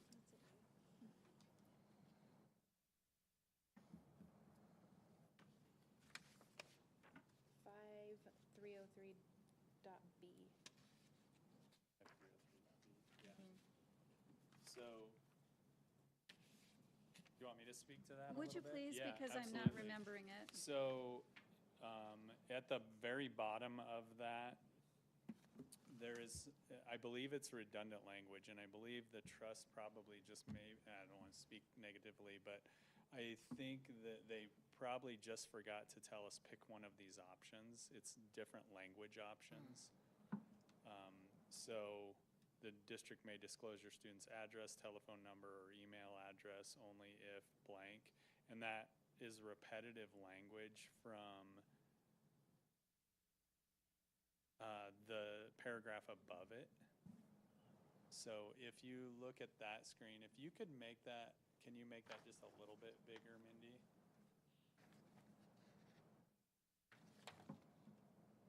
I believe after reading over it and seeing kind of how they've operated, I think they probably should have said, choose one of these options.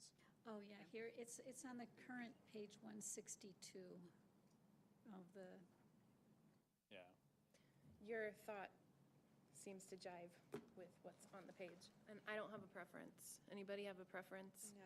On which of Well, those? unless otherwise required by state or federal law. But it's built into the bottom one too. It's number Oh. 1. So it says the same thing, it's just kind of Yeah. ordered different order. differently. Yeah, I like it just the way he did it. You like the first one? Better because if the state or federal law requires us to disclose it, we have to disclose it. But if you look at the second paragraph under Oh, number 1. you're right. it's- Only if, yes, you're right. It's Section there 1. too. Yes, Yeah, so, yes. It's fine with me either, whatever they want. either one. Yeah. yeah, I don't care either. They're the same thing. So we'll go with unless. Yeah, just leave it. Well, we'll go with unless. Leave as is. It just seems to me like it's right out there in front, it's not hidden in a bullet point. Like it starts with unless Yes. required by state or federal law. Okay.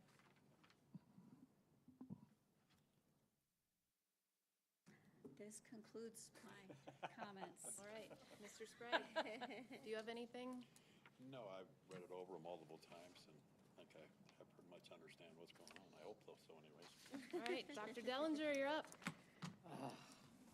Just That's say- not a good start. So I just, reading through this and I just see Jacoby and Myers all over it. Right? So some of these questions might be just stupid, just say legal, like it's not none of my business, right? So, okay, so I have, no questions, no questions.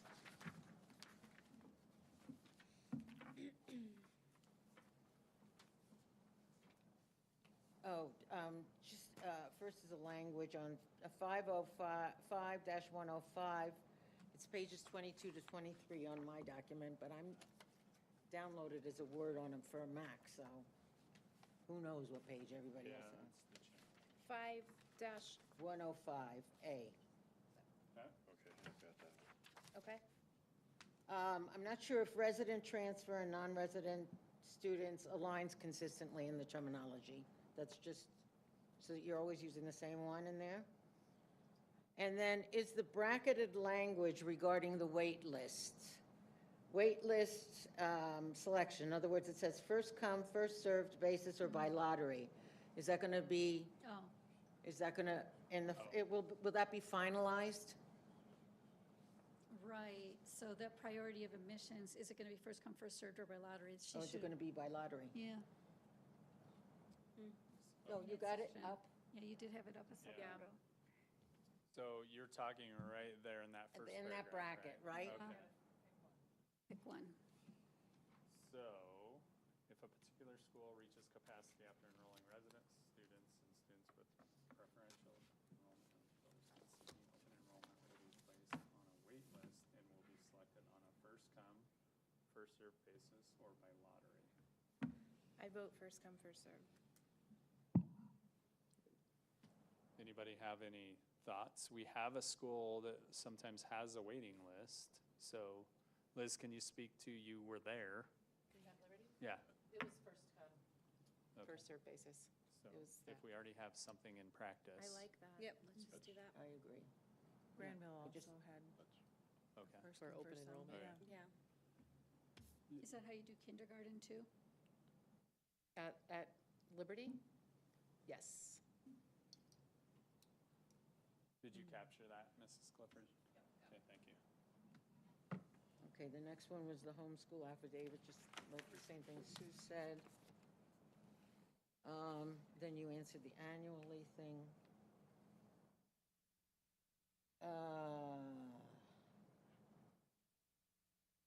Okay, pages 80, 83, 5, 205A procedure for gifted ed and services eligibility and services. I'm sorry, what was your approximate page number?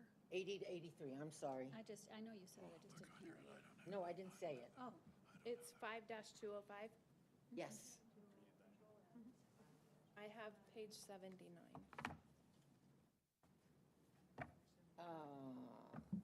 What the heck? It's all over the place. Okay. Here I am. Here's the reference to a range of 90 to 96 percentile intended to establish district discretion for services below the 97th percentile when permitted by the pull-out program. Never mind.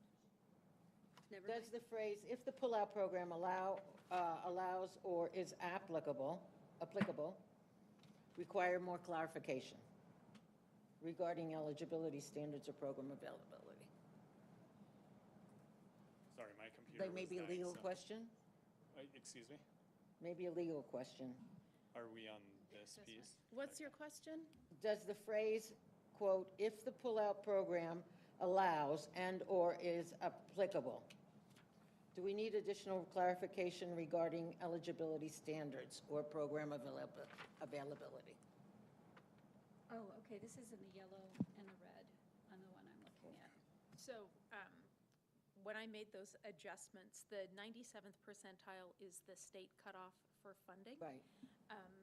And we have had, in the past, students who are scoring as low as 80 being pulled out for gifted services.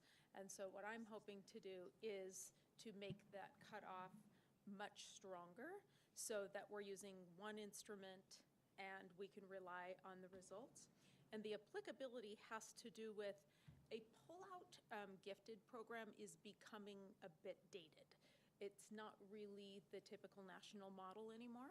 It's much more so of enriching the classroom. So when the work that we've done over the last few years, for example, with our standards-based grading and creating learning intentions and success criteria that extend past the standard. And so what we always talk about is we want to increase the cognitive load, not the workload. We're not talking about you get to do 5 extra things. It's instead the teacher really knows that standard, and so it's extending the learning. That's much more in line to how we all learn, really. And our program extends only through 5th grade. And then after that, they kind of take an honors or an accelerated pathway. And so that's where that applicability comes in as well. Okay. Is we don't have a pull-out for the other grades. They begin their own individual pathway based on what it is they're seeking.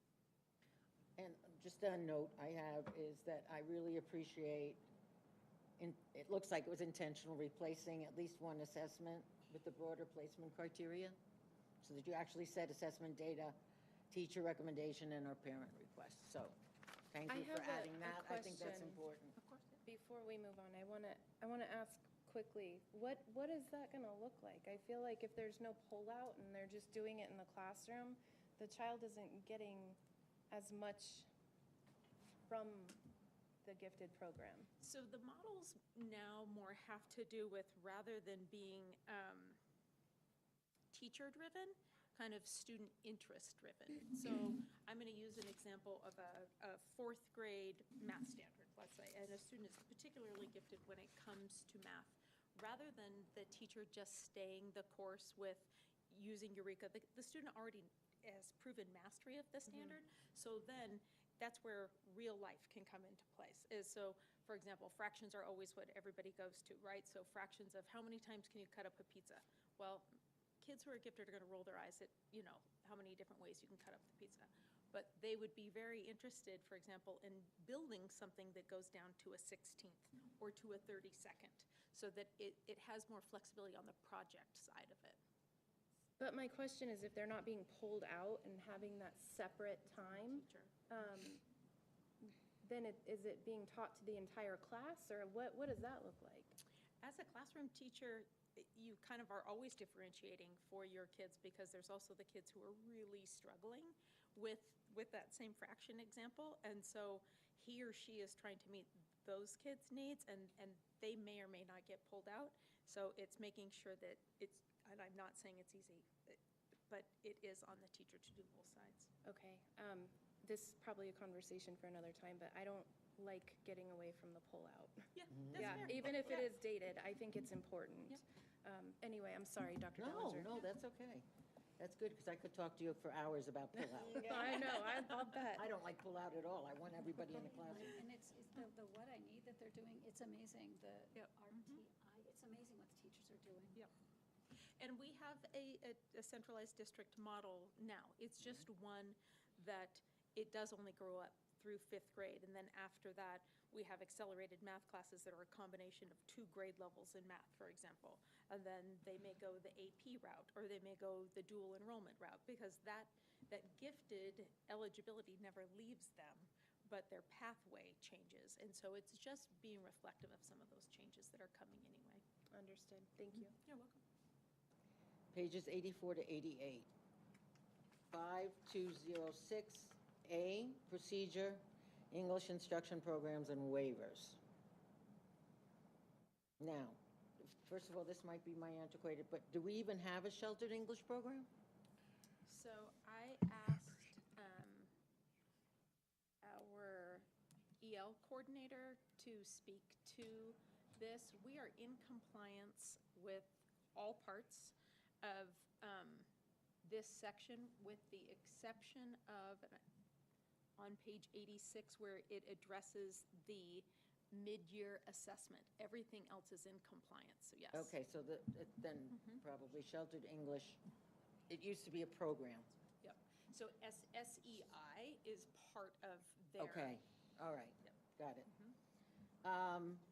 And then this phrase, asset-based approach to language teaching to move toward, oh, you already said we're in compliance, so I'm not going to worry about that. You just said that. Okay, in section H1, we've got a sentence fragment there. Where the student scores, I'm sure. The mid-year assessment, I'm sorry, just with me on that part. Dr. Dellinger, you said H1, is that what you said? Okay. Yeah. It's my page 87. okay? Student already possesses good English skills as measured by oral evaluation or standardized test of English vocabulary comprehension, reading and writing. Well, that doesn't It's a make funny sense. sentence, for sure. It is. It sure is. I appreciate you catching that. I think it could be a case where we need deeper clarification on the meaning of that. Oh, okay, well, I didn't know whether it was, I thought it was a fragment, so, I can't tell if it's a fragment or it's a syntax error. So, Okay. Let's revisit that part, Okay. so that we have clarity around that. Oh, the way I'm reading it is they've demonstrated competency. Yeah, something like that.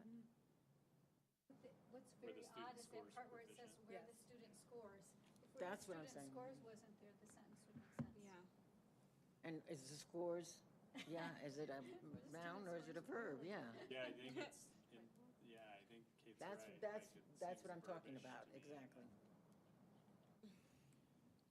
Okay? Student scores. Scores, yeah.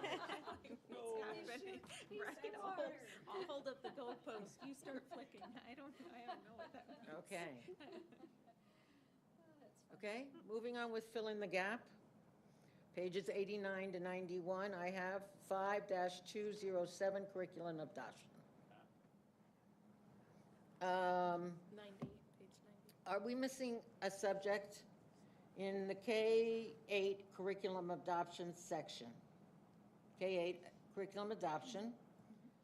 Is the sentence, enforce the course of study and select all textbooks used in grades K through 8 and purchase the textbooks from the publisher, missing a subject? In other words, should that say the board shall?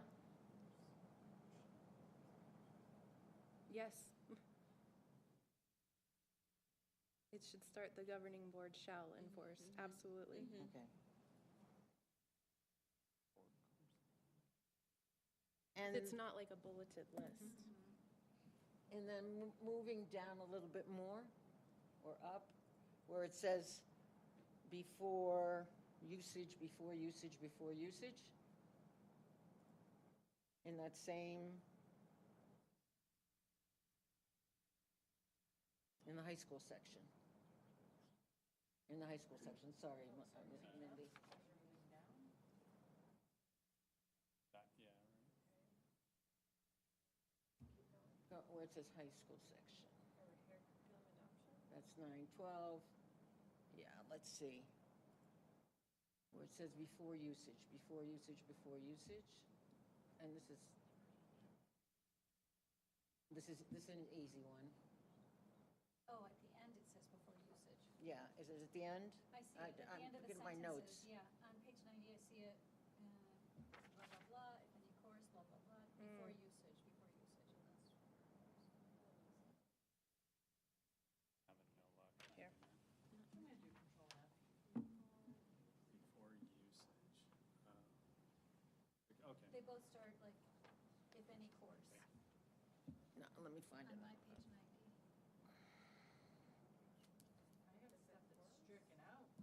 Yeah, that's So- what I found. but Okay, if you go to the curriculum adoption, it's the 1, 2, 3, it's the third paragraph and the fourth paragraph. Oh, that is struck out. So those They are, are struck out, Oh, well, then I have a different version. yeah, me right, too. so because it wasn't spoken to in first reading. So that's part of the stricken language if we change to policy with the attestation. With the attestation, consistent with the attestation. Huh, good.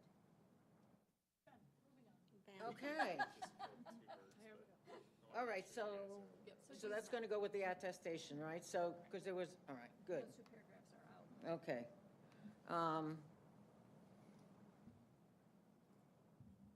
Right, the one that says if any course does not include a basic textbook, those paragraphs, right? Correct. yes. Okay, because there was a contradiction in meaning there, okay.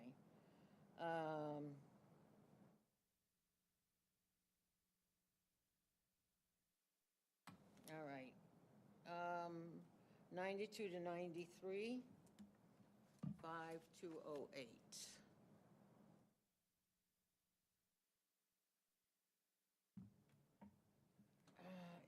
In in the definition of harmful material, is the phrase questions, beliefs, or practices in sex, morality, or religion intended to reflect statutory directly, or is additional clarification needing regarding how this standard is to be interpreted and applied? How far down are you? Oh, Right at the Right in the beginning, the definition.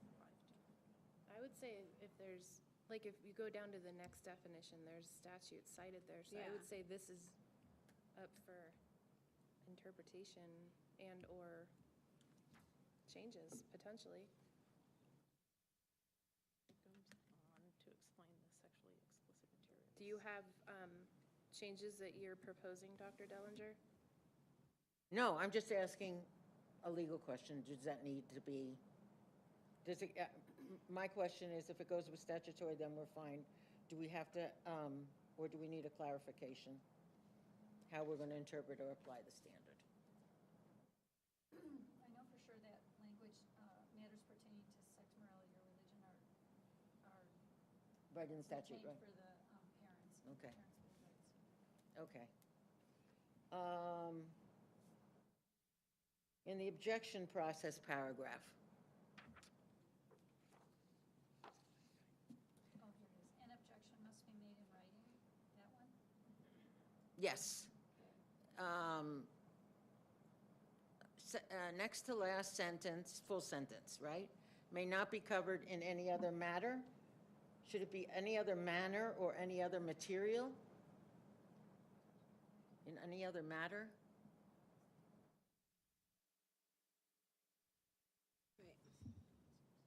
I'm not sure if I understand that. Isn't that the student may not be able to make that? I read that as needing it to say manner. Manner. I think that's what it Yeah, should be it's a too. better word. And on the teacher side, what he or she would be stating is that some experiences just are, you can't replicate them. And so it's just fair warning that may be something, that this is the only resource that could be used. So it should be manner, right? Manner. I would agree. Okay. We're moving along. Okay. Standardization of language, and Brett, you and I have talked about this a lot for everybody. The difference between Wait, where are you instruction. In the, this is all over. Oh, just broad. This is Okay. generally, but it's in here too. Okay. So the difference between instructional materials, learning materials, and learning activities. Because throughout the document, they're being interchanged. There's a funding reasoning for that. Okay, okay. I like that. Funding reasoning for that is under spending of different title codes. Okay. You need to be very specific about which one, because that's how those resources are funded. And so they, in the educational world, we do use them interchangeably, but when it comes to the funding resource, it has to be very clear which category may or may not fund that. Makes sense. So that's what it's Sort of a coming from. duh question, I guess. All right, here we go. This is where we get into the sticky stuff. Does this policy apply only to district-selected instructional materials or also to materials made available through YLN? And you're on which page? This whole policy. Okay, 5208. Policy is 5208, yes. 5-208.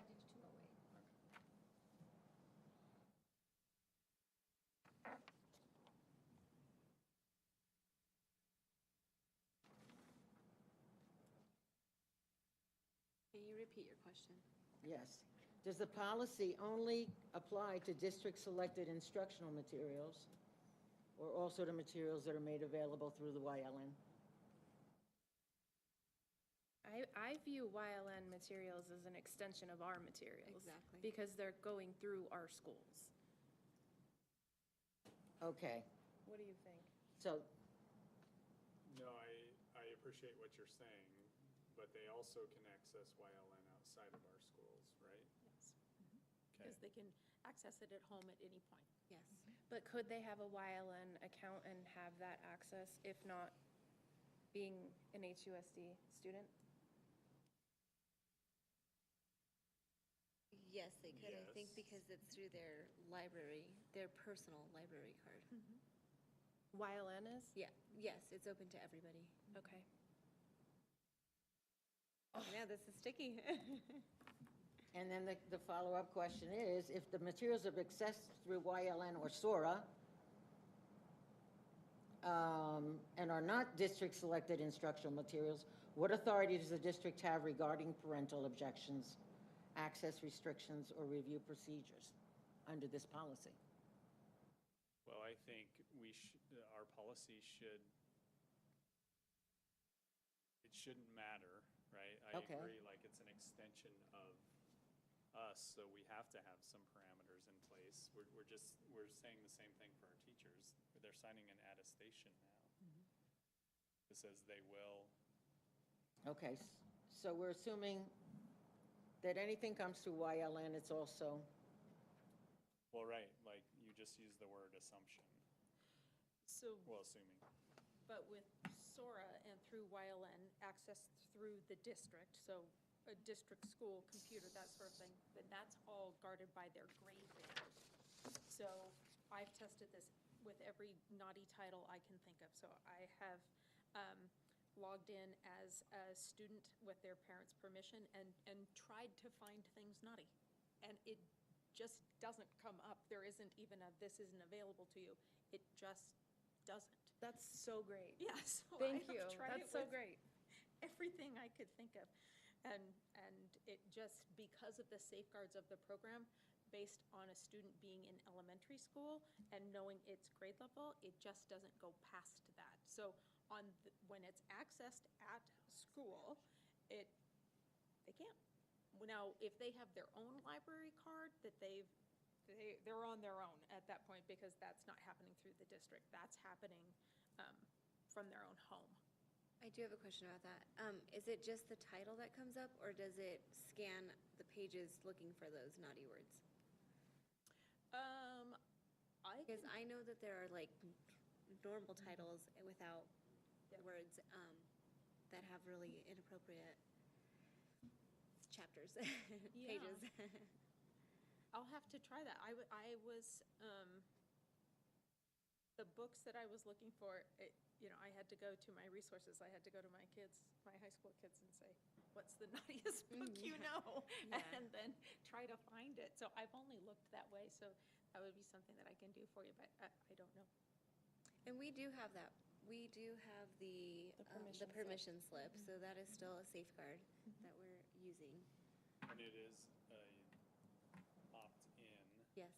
And it has decreased significantly the amount of reading our kids are doing through that capacity. So something we probably want to have, another conversation, because now we have some data to say, hey, look, I think there's a total of 14 total families who have opted to not be a part of YLN, which is like 1% of our population. So I think now having the data that we didn't have before, how many parents are concerned about this, how many parents, I think it's something that probably we need to come back to the table and say, here's the data. Do we want to continue with an opt-in? Do we want to go to an opt-out? But that maybe we're going down a rabbit hole right Right. now, because we're talking about specifically the policy, but, and that would have to go in the policy anyway, wouldn't it? Somewhere? well, in some capacity. Yeah, in some capacity. Probably through an exhibit to this policy, some of those Yes. pieces, yeah. Okay. So do you have a specific question on a specific policy, or is it in general, like, how does this all apply? I just want to know where YLN fits into this. Sure. It's probably in our attachment, right? Like, it's probably in that area. The librarian signed this, and this is kind of where we're holding accountability. Oh, through the attestation Yeah. is, kind of what she's saying, that regardless Oh, of. if it's a Yeah. class set, yes, Yes. yes. If a kid YLN, true. the same thing Yeah. with the librarian, That's like, true. hey, Yeah, a child comes into our schools and receives material, whether it's through YLN or it's through a classroom teacher. That's right, there you go. Exactly, it just isn't I there. didn't think about that. Okay. 93 to 94, 5208, procedure, availability of and access to instructional materials and activities. The final sentence. A substantial portion of a class for purposes of grades or credit, it seems to me that that's awful. I think it shouldn't, what constitutes a substantial portion of the class to fail? Wait, what paragraph is Sure, that? it's the very end, the very final sentence. The no penalty? The no Wait a penalty minute, let me paragraph? find it myself, because I'm reading off of my notes here. No penalty, yes. Oh, okay, the first sentence, I see it. So that's just my question. Is that too vague? Does that have to be more? To me, it seems vague.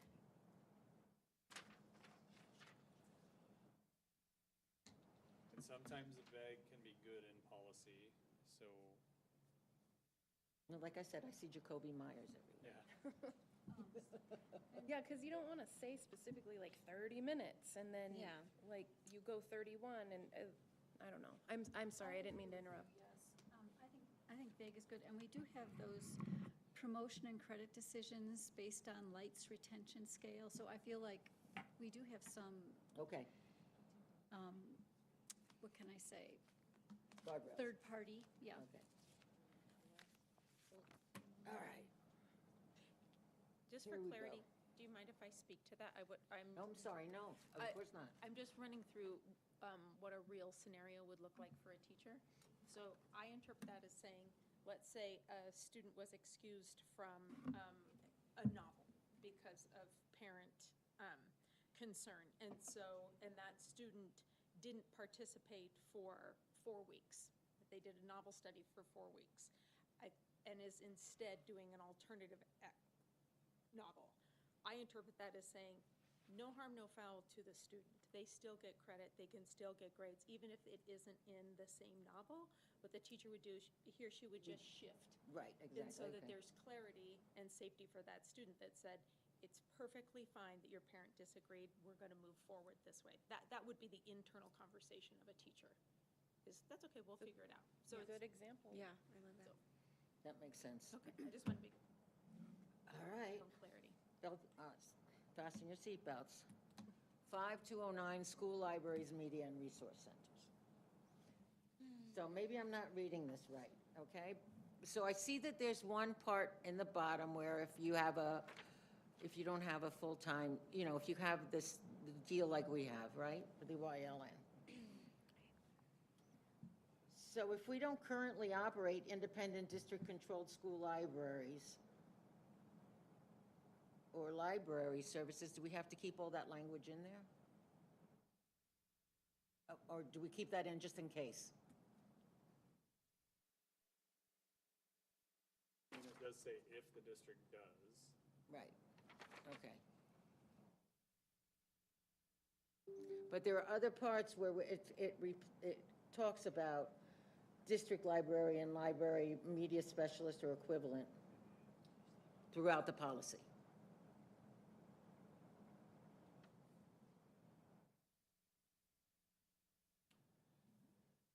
My personal opinion would be that it's there if we ever need it. Okay, And I don't know if there's any harm in that. I think it adds clarity to what, if we went this direction, these are the things that we would have to do instead of thinking about it and reinventing it, especially, if we were to ever go that route, I think it's really just healthy have it, to have it and available. not need it is better than needing it, not I having it. think so. Okay. The policy also assigns responsibility to the superintendent regarding the removal of books, materials, and electronic media. So how does that function with the materials that are managed through the Yavapai Library Network? So do you know what's being pulled I don't. or added? Maybe added you do, but pulled you don't. What, like, if a kid tries to check something out No. and it's pulled, or? No, Oh. my understanding is Susie Roth goes to the libraries and decides what shouldn't be on the shelves, She works alongside the librarians. right? yes. And so, but this says the superintendent is responsible Yeah. for it. So where's the link between that happening and you knowing, Yeah, is my question. okay, that's a fair Or question. your designee, so, or his designee, so perhaps the principal. Just throwing that out there. That's basically so that, you know, Yeah, Yeah, so that our employee isn't yeah, caught so that our with- folks know Yeah. and approve. Yeah. Okay, and Good catch.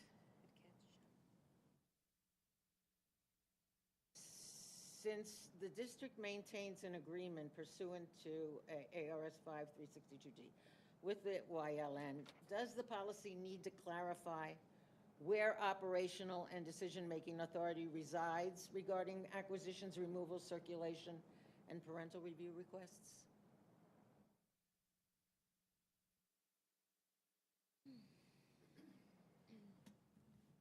sorry, I was trying to look for, can you tell me exactly where that is so I can read through it myself? This is overall. Can you repeat your question? Sure. Thank you. It's long. Since the district maintains the agreement, right? Do we need to clarify in the policy? I mean, this would be an addition. Where operational and decision-making authority resides regarding acquisitions, removals, circulation, and parental review. That should be in our permission slip, isn't it? But not acquisitions and removals. I'm talking about, not for the child. I'm talking about what comes into Like our what comes libraries, into our what goes out of our libraries, on our shelves. Mary Ann, I wonder if that's addressed in the contract or the MOU we sign or the Well, I know, intergovernmental. I Yeah. asked to see it, so Oh, it is? I haven't seen it yet. Oh. Mindy's going to send it to me when she has a chance. Yeah. That would be my guess in the contract. But it could be in the contract, but my question is, does it need to be in the policy? Right? Because just because it's in the contract doesn't cover us legally. With policy, What? right?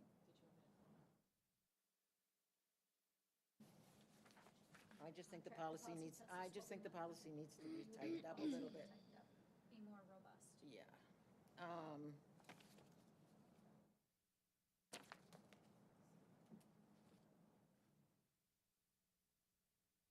There's the contract, Mary Ann, on the screen. Okay.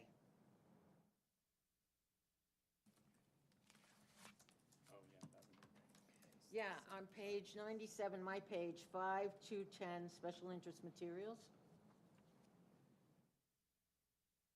So I'm not sure about consistency here. The policy states that the district shall exclude, quote, "all books, publications, papers, or audiovisual materials of a sectarian, partisan, or denominational character." But then what happens with the later authorization for elective Bible-related coursework? Does that contradict?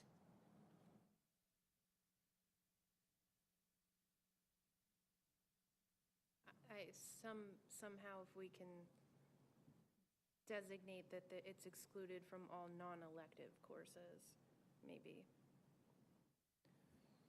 Because it's clear to me that it's available only in an elective course, but I see what you're saying, it's not. It contradicts. Are you tracking, Mr. Superintendent? A little bit. So you're on 5210, correct?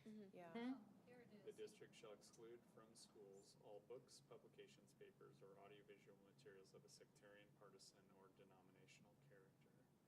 Then later on, we authorize the elective Bible-related Elective course, coursework. Gotcha. Okay. District may offer an elective course. So I think that first sentence or the first paragraph needs to say something, exclude from all like non-elective courses, all core courses or something like that.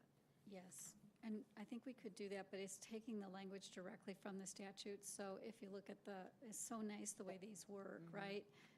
Teacher, you can't use sectarian or denominational or teach sectarian doctrine or conduct religious exercises. except the elective course permitted, which is going to be exactly the same language, which is offer an elective course pertaining to how the Bible has influenced Western culture. A school may offer this as an online course, et cetera. So it's just like how it is part of Western civilization is allowed, but not as far as like teaching people how to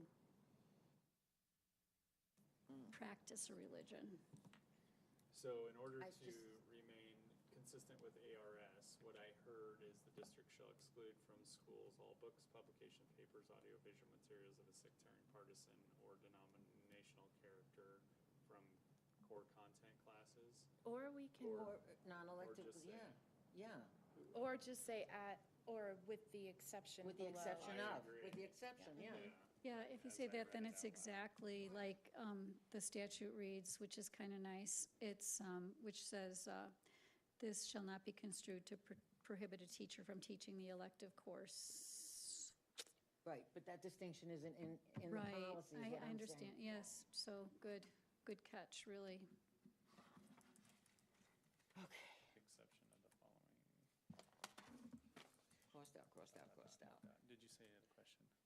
For clarification, my computer was frozen, I'm sorry. I need to review the social studies standards. There is a standard in middle school around the role religion has played in war. In Western civilization, Right, in yeah. Western civilization. Western war, civilization. And specifically, I was in a classroom at Liberty, and I know they were considering the Torah and the Bible in terms of Nazism and what was taking place in Germany, and trying to reach a general understanding, but they were just excerpts from both, so that's directly tied to the standard. So I just want to make sure that we are allowing teachers to teach that full standard. So I just need a second to look it up.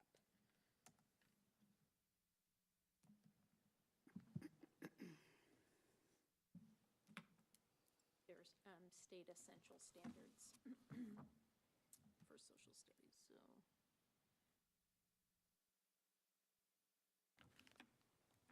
I'm gonna step out and make a phone call then. Seems like a good time to do that. Yeah. Yeah, thank you. I missed something. I think we're just giving Oh, Katrina okay, just yeah. a minute to, Oh, no, I knew that. I standard. thought, I didn't hear what Brianna said.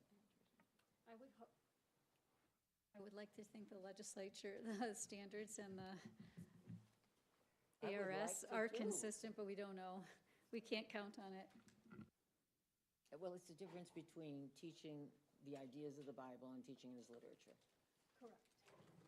And actually, it's a nice description there in the policy of, Right, but it needs to differentiate. yeah.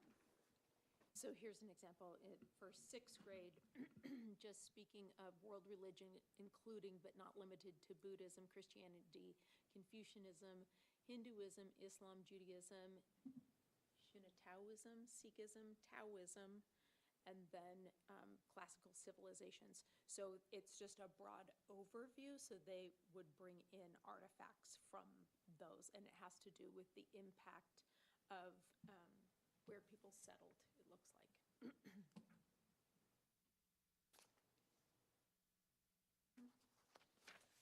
later on in this, it says, a teacher who uses sectarian or denominational books or teaches any sectarian doctrine or conducts any religious exercises in school, unless teaching an authorized class described above, There you go.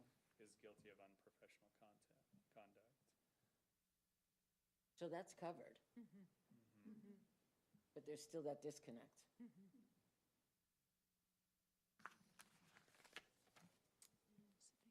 Sorry, I'm taking so long. District policy.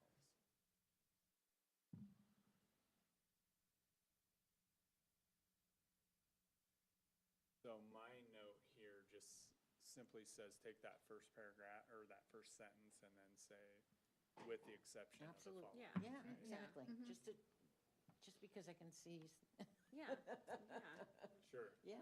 Yeah, eighth grade refers to the examination of primary and secondary sources, including written and oral histories, images, and artifacts regarding human rights and genocides treaties organizational to promote human rights and the study of nations, religions, and leaders that abuse human rights and/or support genocide. So that was the example of the And then class that's that I covered was in that So, later part of the policy, so we're okay on that. Yeah, I just wanted to make sure that. So it's with the exception of is the only thing we need in there, I think. I came in late in the conversation. Do we need to expand the grades, though? Because you mentioned middle school. Yeah. So those were down to sixth grade. So we need to revise this language to say six. Okay. Well, the district may offer an elective course for students in grades 9 to 12. We're talking about a core content. It's area. core content, yeah. Then Those are core content. We social need to studies add that as standards. a provision to the accept. And I think Mrs. Mazan needs to, I have to leave, sorry. We're gonna miss you. Thank you. Okay. thank you. Yeah, go for it. Thank you. But we're talking core content. So it wouldn't be towards this where it says elective Electives, courses. yeah. So do But we I want- wonder if there needs to be language, the district shall exclude from schools all books, publications, papers, or audiovisual materials of any sectarian partisan or denominational character, Except as prescribed below. or except as prescribed by the standards as well. I Because there think is like, clarity in the Right. standards around which religions Absolutely. and the purpose of covering them. And Perfect. then it's not about a course, it's not about an elective. That's right, it's the right, standard. exactly. But I And don't that's know, tight. I don't have ARS memorized in this capacity. you can pop them up pretty easily from here. That's what I've been doing. It might be easiest to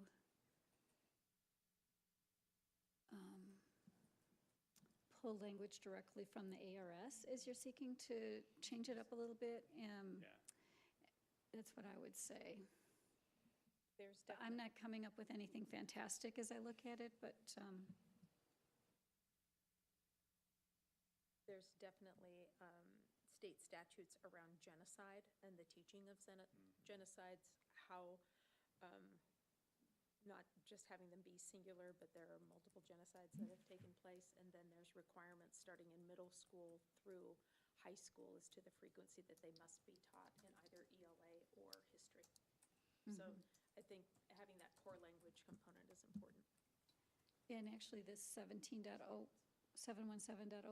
it is actually stipulating that the standards, English history or English art standards or both, include the history and literature of the Old Testament era, the history and literature of the New Testament era. So the standards will definitely have some of this. Yeah, and that's what everything should be guided by, right? Like the state says, this is what you're supposed to teach, then you can't turn around and say you can't teach something. And it works, like Katrina had talked about, in both capacities. You will teach this, like, because that's what kids have to be able to do. That looks really good to me, Liz, except for I would remove the ELA and social studies just because, because if they touch on it in another subject and it just gives us a little bit more wiggle room. History or English arts, it says.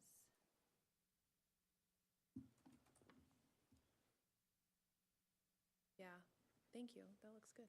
I mean, really, it could be part of a geography lesson too. Totally. or Well, it's part of you know, science. Anthropology or different things. Yeah, It can could be in music around the everything. world. Yeah, and then, Yep, and we have and the that as well. standards, And the following elective courses are for 9 through 12, because that's when we offer those particular electives? Or do we need to change? The state standards that would address that start in middle school. But I But think, she's asking no, I for an think, elective. I Oh, think for it an can stay because that elective, from what I understand, is only offered in high school. and we don't offer that elective, correct? I'm just guessing. But it says, I'm reading the ARS again, before a school offers a course under this section, a legal review shall be conducted to ensure the course complies with First Amendment to the United States Constitution. So it's complicated to offer that Yeah. class. So anyways.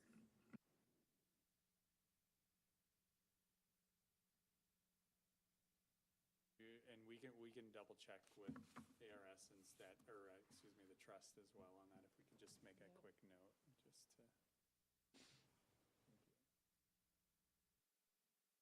We moving on? Moving on. All right, these are confusing language. Page 105, 107, 212A, procedure, student clubs and activities. Section B4. Curricular and extracurricular student. Page 105, maybe? Have a faculty sponsor who oversees the curricular student. Yeah, curricular, yeah, that's section B, yeah, 4. That should have a faculty sponsor who oversees the activities of the extracurricular student group? This is a curricular student group section. But it's also extra. Yeah. It's both. But like, see how it goes B, and then it goes all curricular student groups must, and then it goes all extracurricular student groups must. Right again? I'm a tax, Okay, I've there you read about go. tax law. You're right, yeah, okay. Section D. They're always trying to trick you. What's that, Mindy? But under all extracurricular also says It does say activities of the curricular. So Oh, maybe here, that's right. what you were talking about. There you go, thank you. Yeah. Thank you, Maybe Mindy. that's That's probably what you meant, Miriam. That's probably what I Yeah. meant.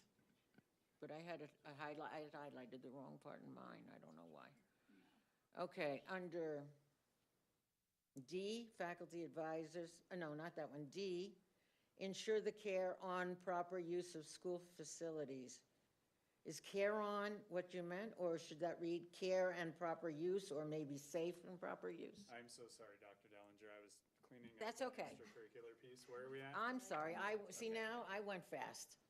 Well, actually, they did not properly indent D, faculty advisor, so it's hard to find. But it's D, faculty advisor.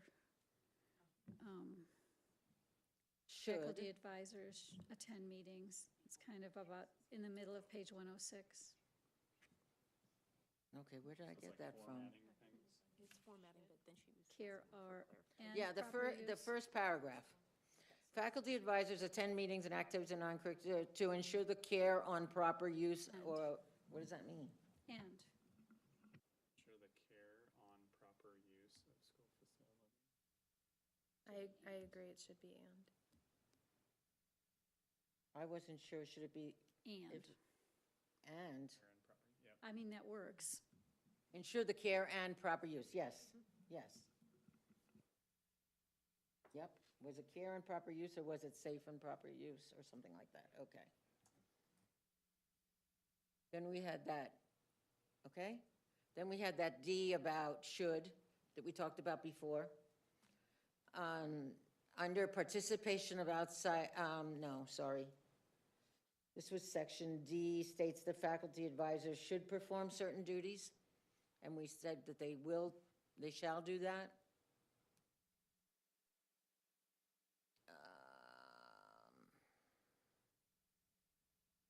Optional.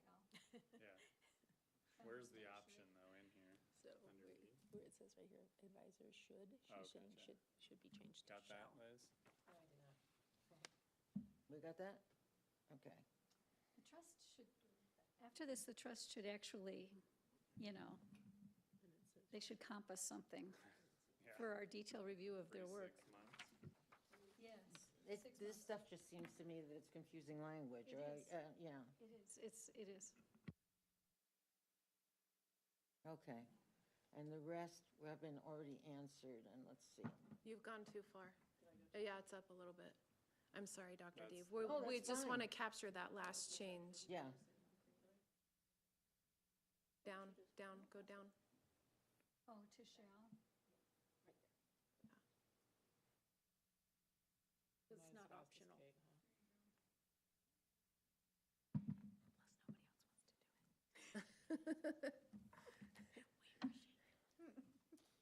are we all dizzy yet? There we go. All right, Dr. Dellinger, please proceed. Okay. this is, I just, 109, 5-12, 212B, procedure. Let me get it up to 109.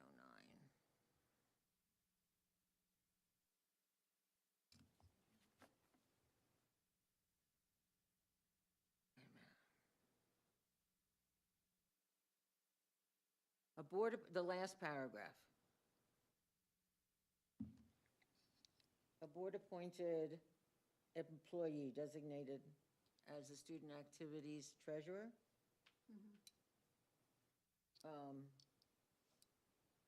This is just a question. Is this currently site-based or district office responsibility or both?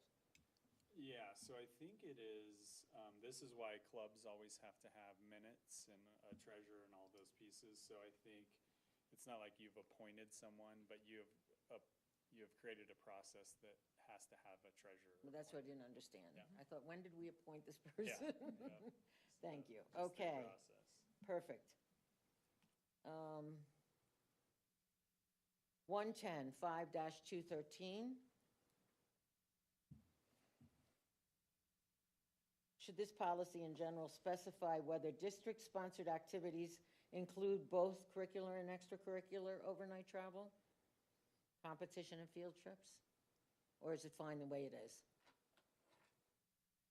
Well, academic contests. No? I think that covers it. Yeah, that's what I was thinking too. So your question is, should it include extracurricular/curricular? Extracurricular and curricular. Okay, so I think the academic contest is the curricular, but we can adjust the language to say curricular/academic contests. You don't have to, that's fine. Okay. That's fine. Okay. 111 to 114, 5-213. Section C, that should probably be contest advisor, not content advisor. Mm-hmm. Yep, and that's the one We did that already. Yeah, Yep, thank you. sorry. that's all right. I didn't cross it off. I crossed off a different one.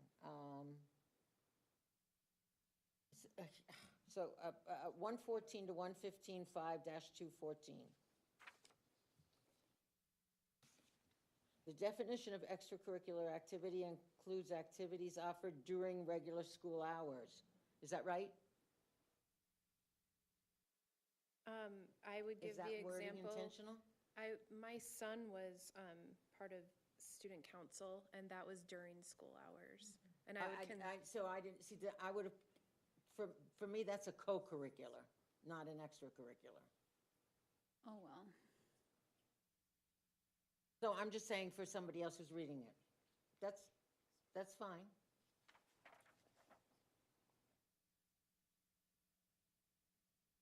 do you have a proposed change?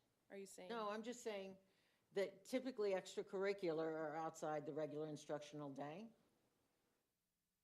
So the only thing that's tripping me up is that supplements the education program. So maybe it's more defined by whether it supplements versus the time that it's taking place. I know in our district, Stuco is not extracurricular because it's a class. Right.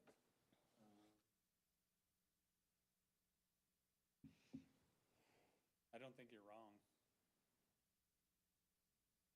So what's the proposed change? How do we button that up? Well, during regular school hours. Let's see. Or whether offered before, during. or- She just doesn't like the word during in there. She thinks it should be just whether offered before or after regular school hours. Is there ever a time that you can think of that there's been an extracurricular activity that happened during school hours? You think of anything, Mindy?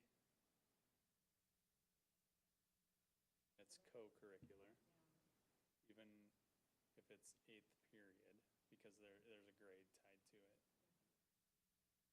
Can't you just end the sentence after program of the school? That's a good. That supplements the educational program. Yeah. I quickly click through the ARS and there's no No. Noted. I think that's fair. Yeah, Like, take it off extra whenever is- they offer it, yeah. I can't think of anything during the school. Okay. That's what my son does do volleyball, and he'll leave school sometimes at like 1. Early for an away game or something. Yeah, Still but- during school hours. Totally agree. But I think if we get rid of that whole phrase at the end, we're covered. I think so too. Yeah, I just, yeah. That's a Athletes take- credited class. So just ended at program, I think, right? or educational school. Of the Program school. of the school, okay, thank you. 126 to 128, 5217A.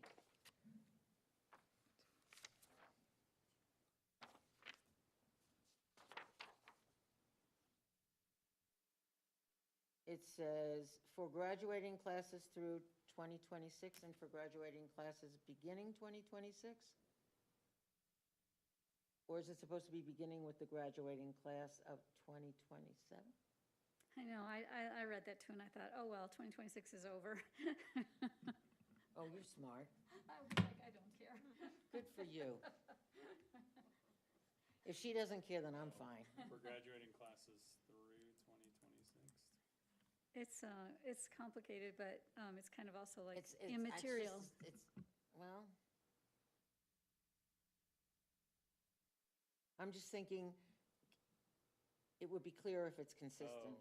So for the civics part, obviously the state's Yes, for changed civics the- education. Okay.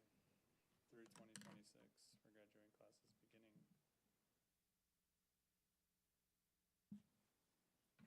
Just to be consistent with the language. I thought it was confusing. Question. Definitely, it was, but I was Okay, like, so oh, what well. is it that, what would be more consistent? So, for graduating classes through 2026 and for graduating classes, how about beginning with the graduating class of 2027? Oh, but don't forget, some kids will graduate, will some kids graduate in December? Well, So, December 2026? That's why I read it, and I was like, oh, this is so wonky, but I was like, oh, I don't care. right, let's just clean up the language so we can delineate this. This was the expectation up till this graduating class.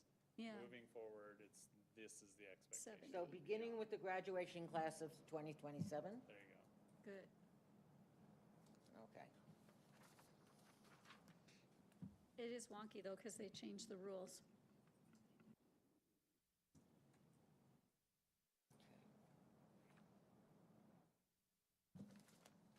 Okay, there's a lot of wonky.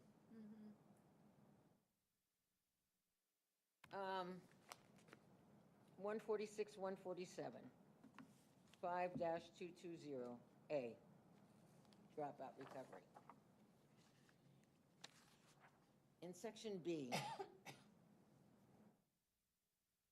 it says expectations of monthly progress. And in the rest of the policy, it says expectations for satisfactory monthly progress. So shouldn't that also be parallel expectations of satisfactory monthly progress?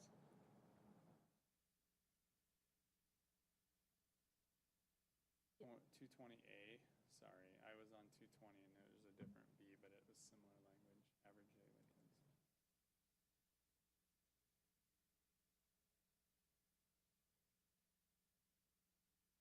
Ask your question one more time, Dr. D. Yeah, should it, where it says expectations of monthly progress? What's the policy Is it- number? Wait a minute, let me see. Let me go. 5-200. 5220A. 5220A. In B, you said? I showed Yeah. it under A, no? Am I Average looking daily wrong? Okay, there it is. I see it. I see it. Thank you. I'm Thank you. way behind. B2. Wait a minute, I keep running a question. Also A2. I see that word. Satisfactory monthly progress. Oh, okay, in B2, like as Mindy points out, the first sentence says satisfactory monthly progress. A student who does not meet expectations of monthly progress. So second sentence and be. Yeah, I think she needs to be consistent.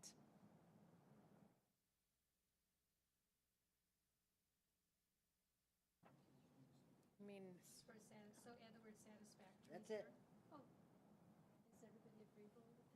sure. Sure. Satisfactory, did you get that? Done. Got So that, that Mindy? second sentence, it starts, see how you glued that one? Yeah. But then the second sentence doesn't say the word satisfactory. A student who does not meet expectations of, so, Monthly of expectation. satisfactory, expectations of satisfactory.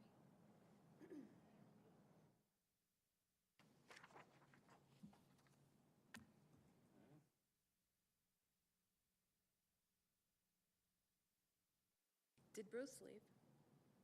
Yeah, Okay. I didn't know that.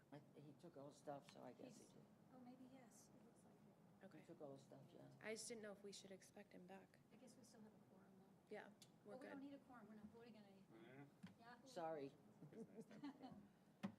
Okay, are we moving on from, that's okay then? Yep, satisfactorily. It's satisfactory. I see what you did there. Appertaining. In my pages 152, 155, this is an easy one. 5-303, student records.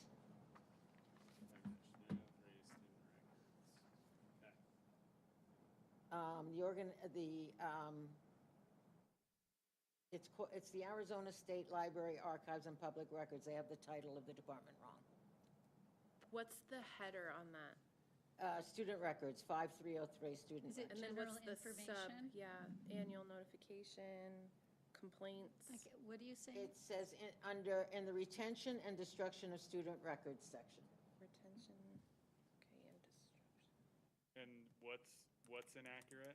It says the title. Arizona Department of Library Archives and Public Records, and it should be Arizona State Library Archives and Public Records. Oh, So the okay. name is wrong. So It's right on in that page first 155. paragraph. It's just above the links to the ARSs. Well, I think it's in multiple places, because it's in the very first paragraph. Arizona Department of Library Archives. Arizona State Library, Archives, and Public Records is the correct name, and it needs to be consistent. Oh, so this could be a find and replace. That could be there's a lot of find and replace, yeah. So find that and replace that wherever we Like see it with what it should find 2 be. periods and replace with 1, right? Trust, right? My note says trust fix this. Dr. Dellinger, can you tell me what the? No, okay, here we go. 156 to 165. Wait, Oh, I'm sorry. Liz is trying to capture all of our I'm changes. sorry, Liz. It's okay. I have a comment on it so that we can do a find and replace later, but what was the right name? Yes. Arizona State Library Archives and Public Records. Okay.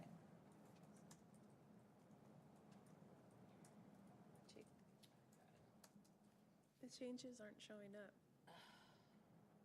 I did a comment on that one, sorry. was it gonna go? Comments Oh. are good. Okay. There it is. Okay, Sorry about okay. Thank you. 156 to 165, 303. A.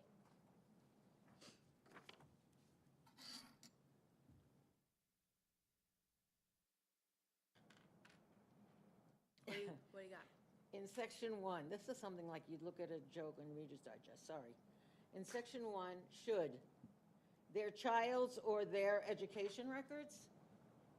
Their child's It reads like their child's records or their parents can submit their own. Where are you though? You're ahead. You're ahead. of Section you. 1, sorry. Section 1, okay.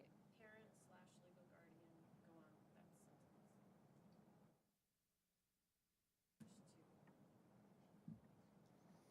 Right under number 1. Or their education records. So it looks like they're gonna inspect their child or their education. Right? Or they can, Or they can inspect their it. child's education records or their own education records? That's how I'm reading it. Yeah. Yeah, but, yeah, Okay, because some of them will be 18 yeah. in high school. That's how I'm reading it. Okay, All right. Maybe you, for clarity, we I can can read see that. own, their own. Because certain designations would keep them from certain jobs. Okay, So they would All want right. to look at their own records to see what determined that, for example. okay. Can you add that word in, Liz, please? Are we like right there? Yep, right Okay. there, and then just add own. And then there's, did you? No, no, their own education records. Okay, got it. Yeah, thank you. And just because, did you already pick this up, Mary Ann, that part about or appropriate school official? Do you want to leave that in there, or do you want to just say submit to the principal? I think And it's fine if you the way want to it say is. or appropriate school official, then probably take out the brackets. Oh, yeah. Mhm. Principal, you got the brackets, or appropriate school official? Yeah. If you want to leave appropriate, if you like it that way, then the brackets are unnecessary, right? Yeah. And it should have underlined that there are two twos at the beginning of the sentence to A, but we'll get that later on.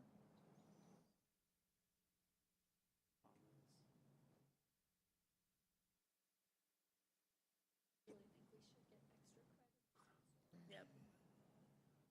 I agree, because this is gonna be copy and pasted for other districts, so It is. we're doing their work. It's going to be copy and pasted. We can offer you gum. Probably going to issue it as a, Like a template. Yeah. Okay. Uh,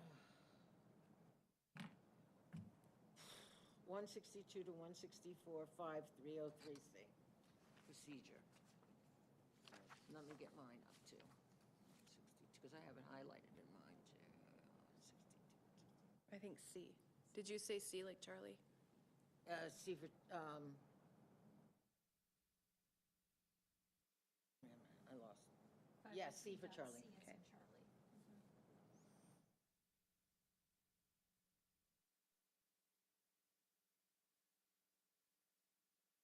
This is grammar, so I'm not even going to say it.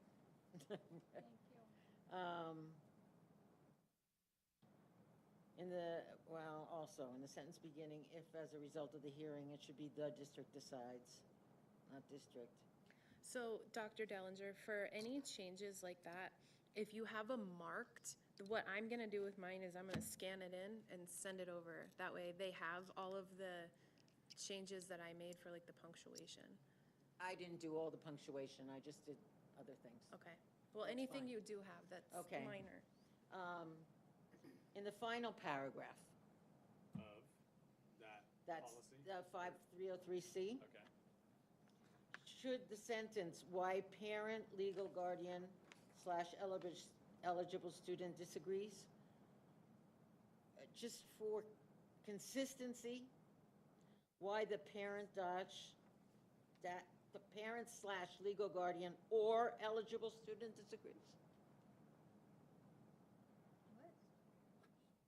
You've got a lot of slashes there in 162. I see places a statement in the education records. 162, 164.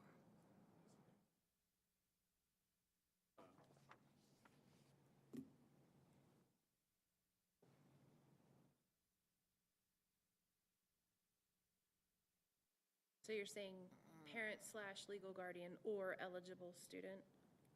Yeah, or eligible student. Okay. Are you saying that it's not in the paragraph between the hearing? Why the And parent, after in the hearing? paragraph, So there's the hearing shall be Should- scheduled within 10 workdays, and then the next one, it omits the or eligible student part, it just says parent, legal guardian. They don't always. I have says it, parent / legal guardian / eligible student Or disagrees. eligible student, that's Yeah, what they're or always is saying. relevant. They're saying, always saying, or eligible student. Right. But I'm not so sure that that's clear there with all those slashes. All right.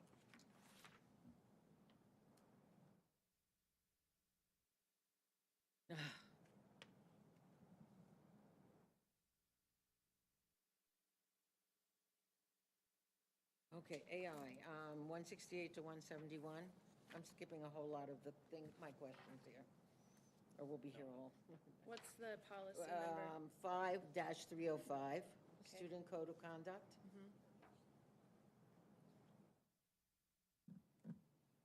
So I'm not sure where we are on AI right now, but the phrase "or of a generative artificial intelligence application," Is it under forgery, number 17? yes, in item Number 17. on page 169 under forgery. Sorry, yes, 17. Should there be a clarification to distinguish between authorized and unauthorized AI? Probably.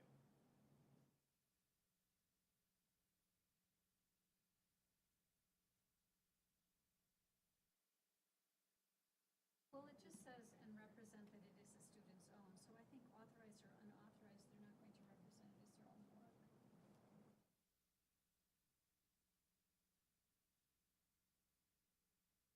Well, okay. What are your thoughts? I think, Go ahead. Student shall not use or attempt to use the identity, signature, academic work, or research of another person or of a generative AI application. yeah, I agree, and represent that it is the student's own. Yeah. Own Right. work, okay. So There's So gonna it's be covered. times teachers will where say do this or that, we but then they dive don't into it pretend where like it's ours. the idea is to use AI to do something to learn about it, but then that's the task. But that's not, yeah, So I think it's okay the way it is written. you do? I do. But the use of AI doesn't just, it isn't just, I mean, I'm thinking, if you use it, find information, then it needs to be documented in a bibliography. So this is specific to forgery, plagiarism, and cheating. That is, but there are other uses of AI that, Yeah. right, that are either authorized or non-authorized. But that's not what this is contemplating, number 17. No, I know it isn't. That's why I'm asking. So you're saying there should be another one here, like a number 29 or something, or number 34 regarding, oh, AI? Or of a generative artificial intelligence application. So, I mean, there's a whole, that's more than just chat. It does mention it in 33. Okay. In 33? Oh, inappropriate use of technology.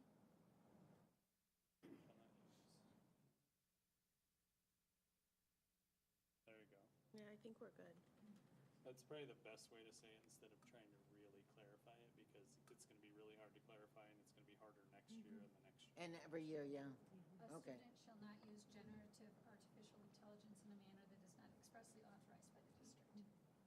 Okay. It's a good one. But yeah, you really have. Thank you for seeing that. Yeah.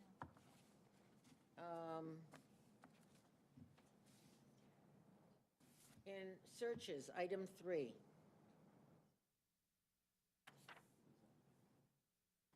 Item 3 of the same.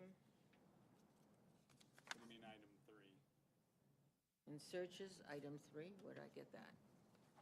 Oh, that's because I switched policies. Okay, that's- 166, 5-304, I'm sorry. Okay, 5-3. Okay, 5304. Searches, item 3.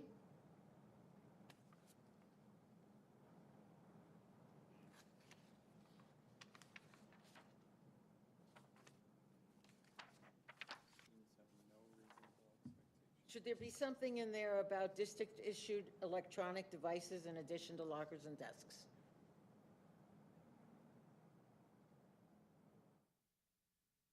Oh, Is that in their contract when they check out the one-to-one? Oh, I see what you're saying. I think isn't there language in there that you're giving permission to like monitor it at any time? Yes. Yeah. And we do run into where it has to be confiscated and gone through, so I So- think it's a good call Okay. to specifically include technology. technology, comma, lockers and Digital, desks.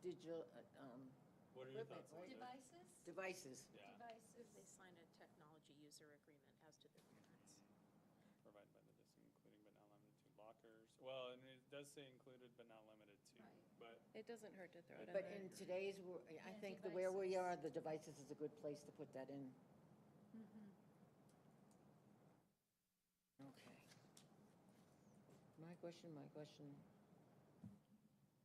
I would, I would go just a bit further and say school-issued devices, otherwise that can be interpreted as like a personal No, phone. that's what I said, district issued. I know, I was Let's, saying it to Liz to Oh, add thank it. you. Yeah, she's typing behind you. I'd even say district Yeah. issued rather than in school.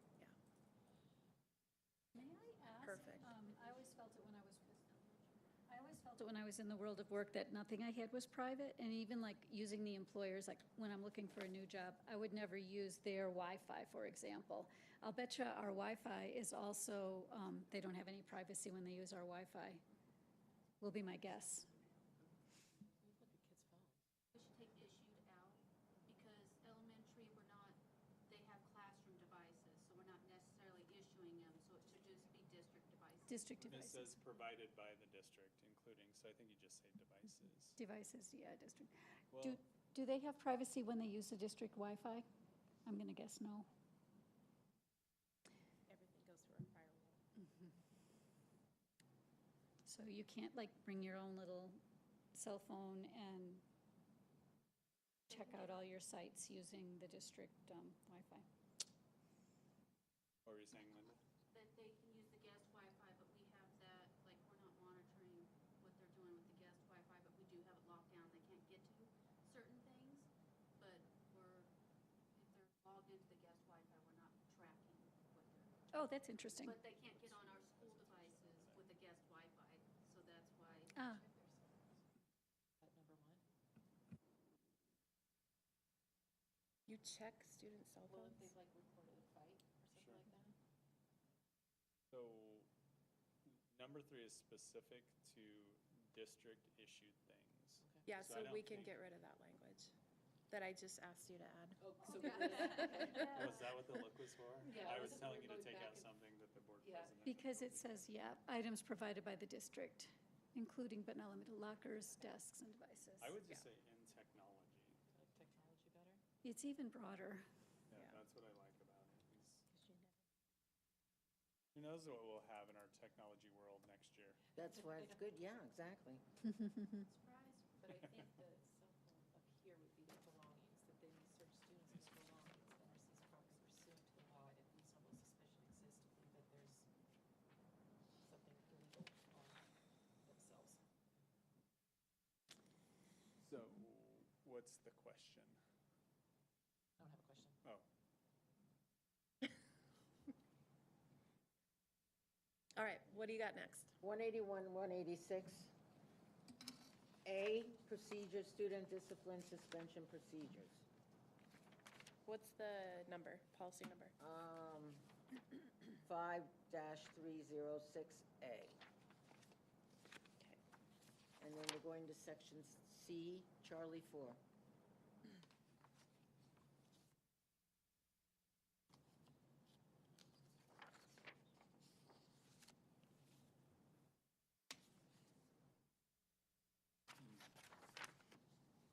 I'm just wondering for everybody, if we should clarify how verbal notification will be documented. If we're giving verbal notification about this decision, should we say that it's going to be documented for due process purposes? I'm so sorry, I was having a That's hard okay, time I'm sorry. finding C. C4. Okay.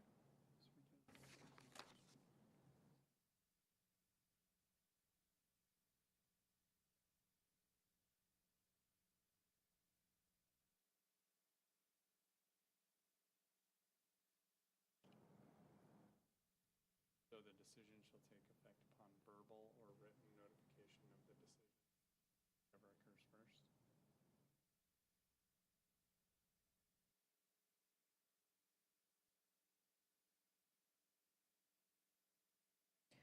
That to me implies that they're both going to happen. Right? No? No, it does, agreed. I don't know where we've ever relied upon verbal notification. I Yeah, that's what I wondered, where it came from. Yeah, I may not have heard you. yeah, exactly. What was In fact, that? I didn't. I mean, There's a reason that's in there. there's gotta be. Yeah, there's a reason. We would never rely on the verbal part. We would always, So can we just take out verbal? well, I'm wondering why it's in there, like, if it would stand up, like, we told you, it's in our policy. And no, you didn't. Well, Yeah. what if, like, I'm just thinking if somebody showed up somewhere that they're not supposed to and the order hadn't been generated yet, and you can say, the judge has said such and such, or whomever, the hearing officer has said, this, and this, and, it's pending a formal order.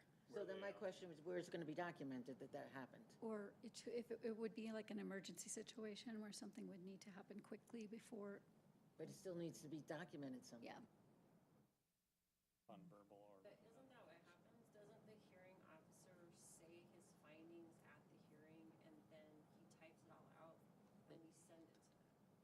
So don't both those things. So it happens immediately. Yeah, the hearing, I mean, the verbal is right there if the parent attends. I don't know, I've never been to one. I No, guess that's I'm true. asking if that's what happens. Yeah, I think the decision is handed immediately, and then it takes time to generate an order. There you go. So is it still verbal or is it verbal and? Or written application. We just Well, don't, it's talking about when it takes effect. They're saying is Yeah. if I Oh, tell you. right, exactly. But there could be a rare occasion where the judge or hearing officer, for whatever reason, gives a written order before the verbal. I guess, I don't know. Okay. Well, so the question was only, do you think we need to document it? I was just taught to document everything. Okay, question. We're getting there. That's my question.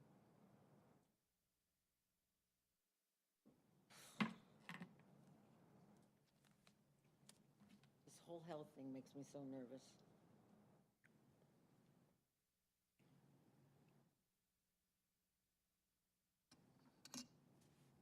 Okay. I'm getting to 220. I'm crossing out.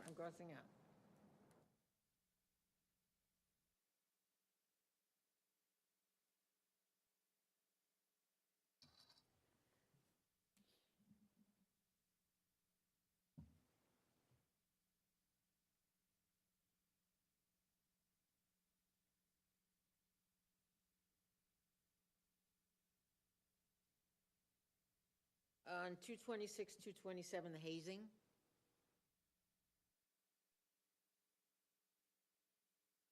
Uh, 5-408, hazing prevention.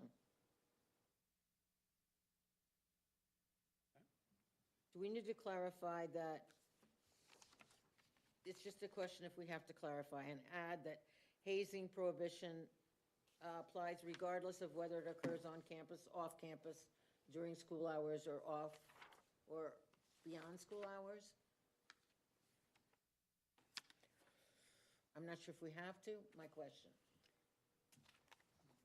Okay, so hazing is prohibited. Institutional hazing is prohibited. So I think this is one of those situations where it's broad enough that it works in our favor, Okay, right? Like, we don't say on school grounds or anything else, and so if it impacts how a kid is behaving at school and he's getting, if something happened outside of school but is impacting him in Okay, school, then I think this works in our favor where we can say, you can't do that. we're covered. Yeah, we're covered. that's how I read it. Okay.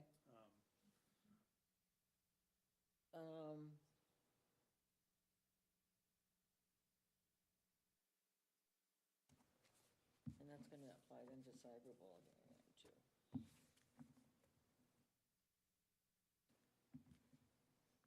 On 5, 4, 10, I have pages 230, 234. 5-410. Interscholastic athletics.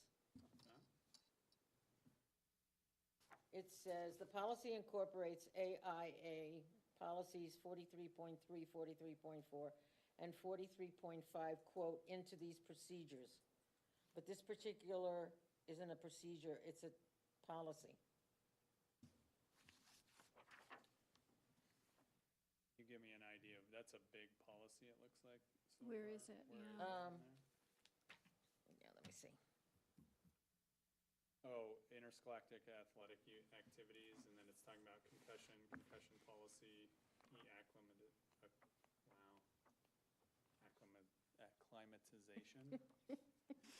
Someone else try. Satisfactorily. So basically, this is just all policy?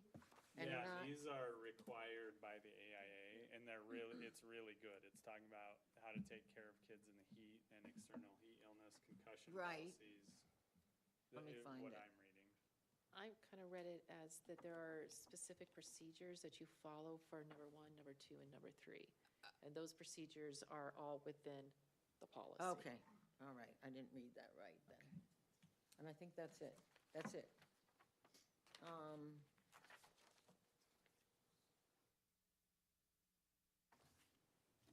There's all this behavioral stuff. So I think we have clear marching orders going forward. If we could get all of these. There's a couple from administration that we'd like to discuss. Is that Yep. cool? Part of the marching orders that we discussed there, Mr. Dahl. Yeah, so I would like to have the board look at it again Okay, before the June, is it 11th it is. meeting? Can we have it in PDF? What we can do is, it was really tricky to get all the feedback, so yes, however you guys want it, we can organize it as such. We'll accumulate everything, and then, do you want it in a PDF so you know exactly where it is, so no one can? In a PDF. This last round was a PDF. Yeah. Yeah, but it has come in Word before. PDF is always better. Yeah. Did we do these two from this May 22nd? No, those are the pieces that 11 and 12 on attendance language? Did you guys want to We Yeah. should, yeah. talk about that? Yes, And then, please. did Are you you feel gonna like the take that? gifted Yeah. education programs language? We'll start with, go ahead, we'll just go like we So- have been. Okay, 5-103, the compulsory attendance and excuse from student attendance. I don't know what page that is. This is Kate's 5-103. 5-103. Page 12-ish.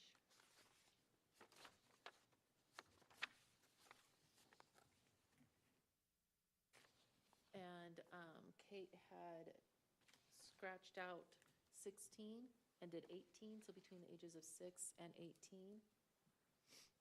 So, it's actually on the screen, and I can read it to you. Let me go. So the first statement says something to the effect of a student between the ages of 6 and 16 who is enrolled in the district is required to attend school during the school hours. The next sentence says Arizona law requires compulsory school attendance for students between the ages of 6 and 16. That's ARS. There's nothing we can change about that. The conversation was around the first statement, which is, as a school district, if you're enrolled in our school district, we are going to require that you attend school, regardless of what the law allows, right? You're enrolled, we say, unless you call in, or like, we wouldn't treat it any differently for, the idea was a 17-year-old at high school. We're not gonna treat it any differently because ARS says they only have to be in school till 16. Right. So the comment, if you can just scroll over a little bit on that, Mindy, so we can read my note. Something to the effect of, to me, I'm not so sure we should put 6 and 18. I'm like, well, what if there's a 19-year-old senior? It still just applies. So something to the effect of, it is the expectation of Humboldt Unified School District that any enrolled student is required to attend to attend school during the school's hours. Yeah. But you're, on the first sentence, you would take the The 6 ages out. the Yeah. ages out. Any student who is enrolled is required to attend school. Yeah. Okay, and what that changes, because it's written in policy, but maybe it gets us to just understand, the state says 6 and 16, but we're not gonna treat it any different. Because you have to like drop out, and then you're not enrolled. Well, and there's later in policy, other expectations surrounding attendance that's gonna just support that. Yeah. So, Okay, all right. I'll look how you fix that. The other one was added language after the religious instruction in 5-103, absence reporting and verification. 5-103? Yes. Right after absence reporting and verification. Oh, I'm just gonna look here. yeah, Yeah, if you That's a just good look idea. at up here, I think she added all of this language, which Oh, is a okay, bit good. tighter than what the trust language is. This is consistent with what our current or policies look like. yeah, this looked good when I reviewed it earlier.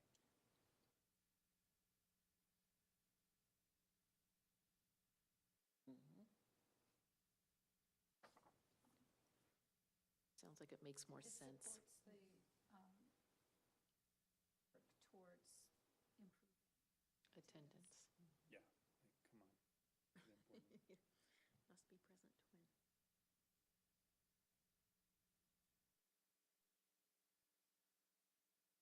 I think you could safely scroll 1/3 of a page. Excused and unexcused absences.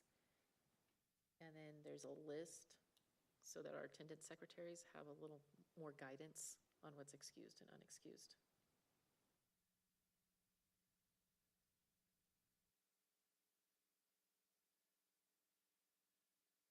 So there's no trips to Disney. That's sometimes when then they're just happen to be sick. Spoken like a true mom. That's just sometimes how it comes through then sometimes. Okay, any questions about that? What else you got over there? The last one was added to the end of the notification to parent.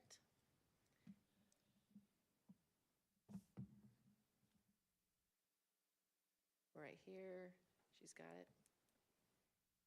In addition to the notification requirements for students in kindergarten through 8th grade, the district shall make a reasonable effort to notify the parent, legal guardian, or custodial adult of the student in grades notify the parent, legal guardian, or custodial adult. That makes sense? Because there's a comma. The district. Through 9 through 12, when a student is absent without excuse or without proper notice. Notification may occur by telephone, electronic communication, automated messaging system, or other method determined by the district. It's good to me.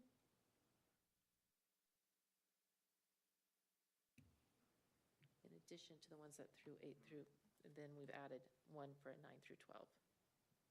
Wonder, We used to notify after school.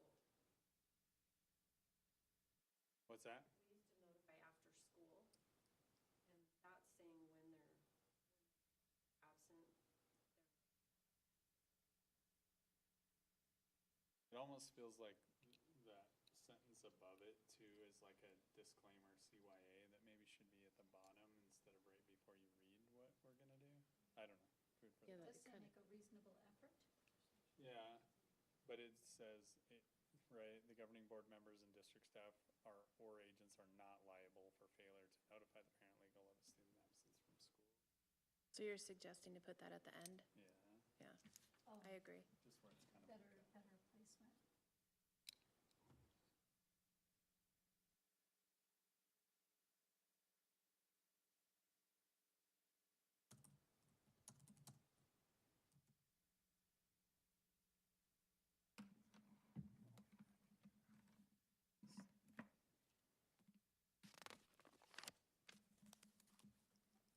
Let Kate do that.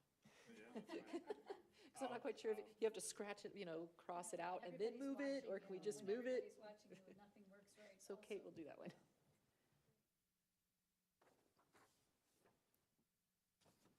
Anything else? Nope, that was it. Okay, those were Kate's items? Yes. Okay.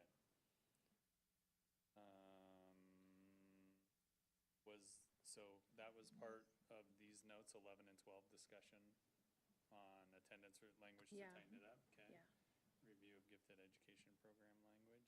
Have we done all of that we need to on page 78? I believe so. Let's double check real fast, shall we? I'll find the language for y'all and Is it 5205? Yes, probably. 5205 on page 78 on mine, so 78-ish. I have 79. They're all different. 520 what? 5. Okay. Is there language? I didn't make any changes to the language. The program was what we had discussed. Yeah, we did talk about that. Yeah, the The procedure. pullout. This language is, Yeah. okay, Yeah, we talked about this, okay, though. gotcha. Okay, good. So we can check it off. 5205A. 5205A, yeah.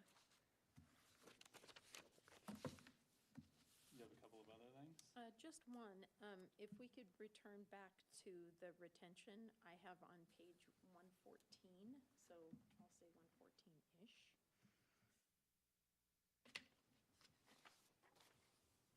One's just a grammatical piece, and the other is clarification. So for F, when it refers to the progress towards promotion or graduation, so we need an apostrophe for Light's retention scale. That is Dr. Light's work, so we want to add an apostrophe. And that scale is for kinder through 8th grade, rather than 5th.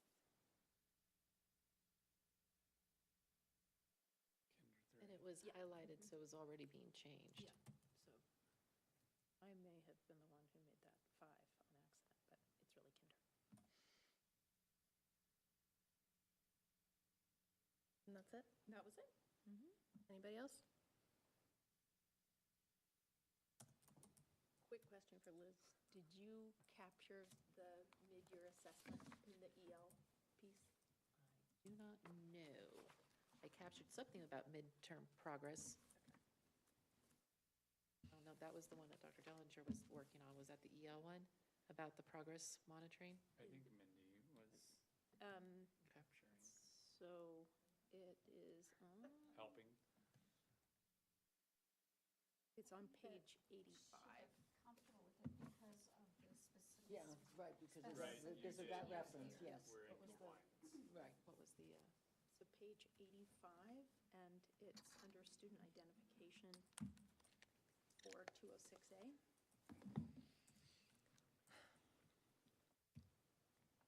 So 5-206A, student identification. So the state no longer allows a mid-year assessment. So we need to remove that part. So the mid-year assessment, sorry, there's now a NAT, sorry.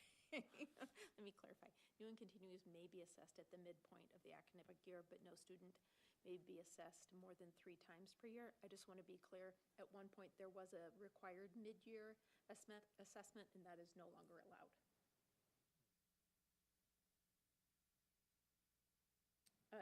206, and it's D, student identification, midpoint.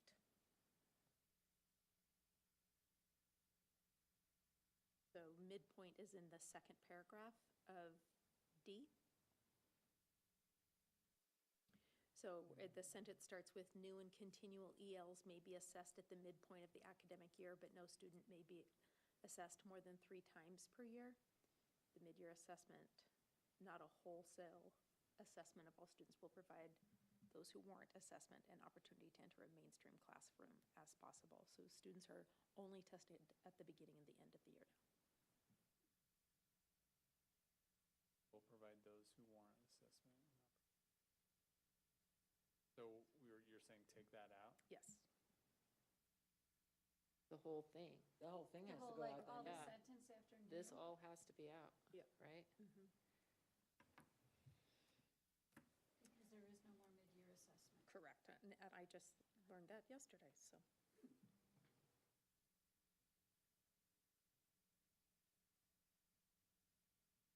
That was it.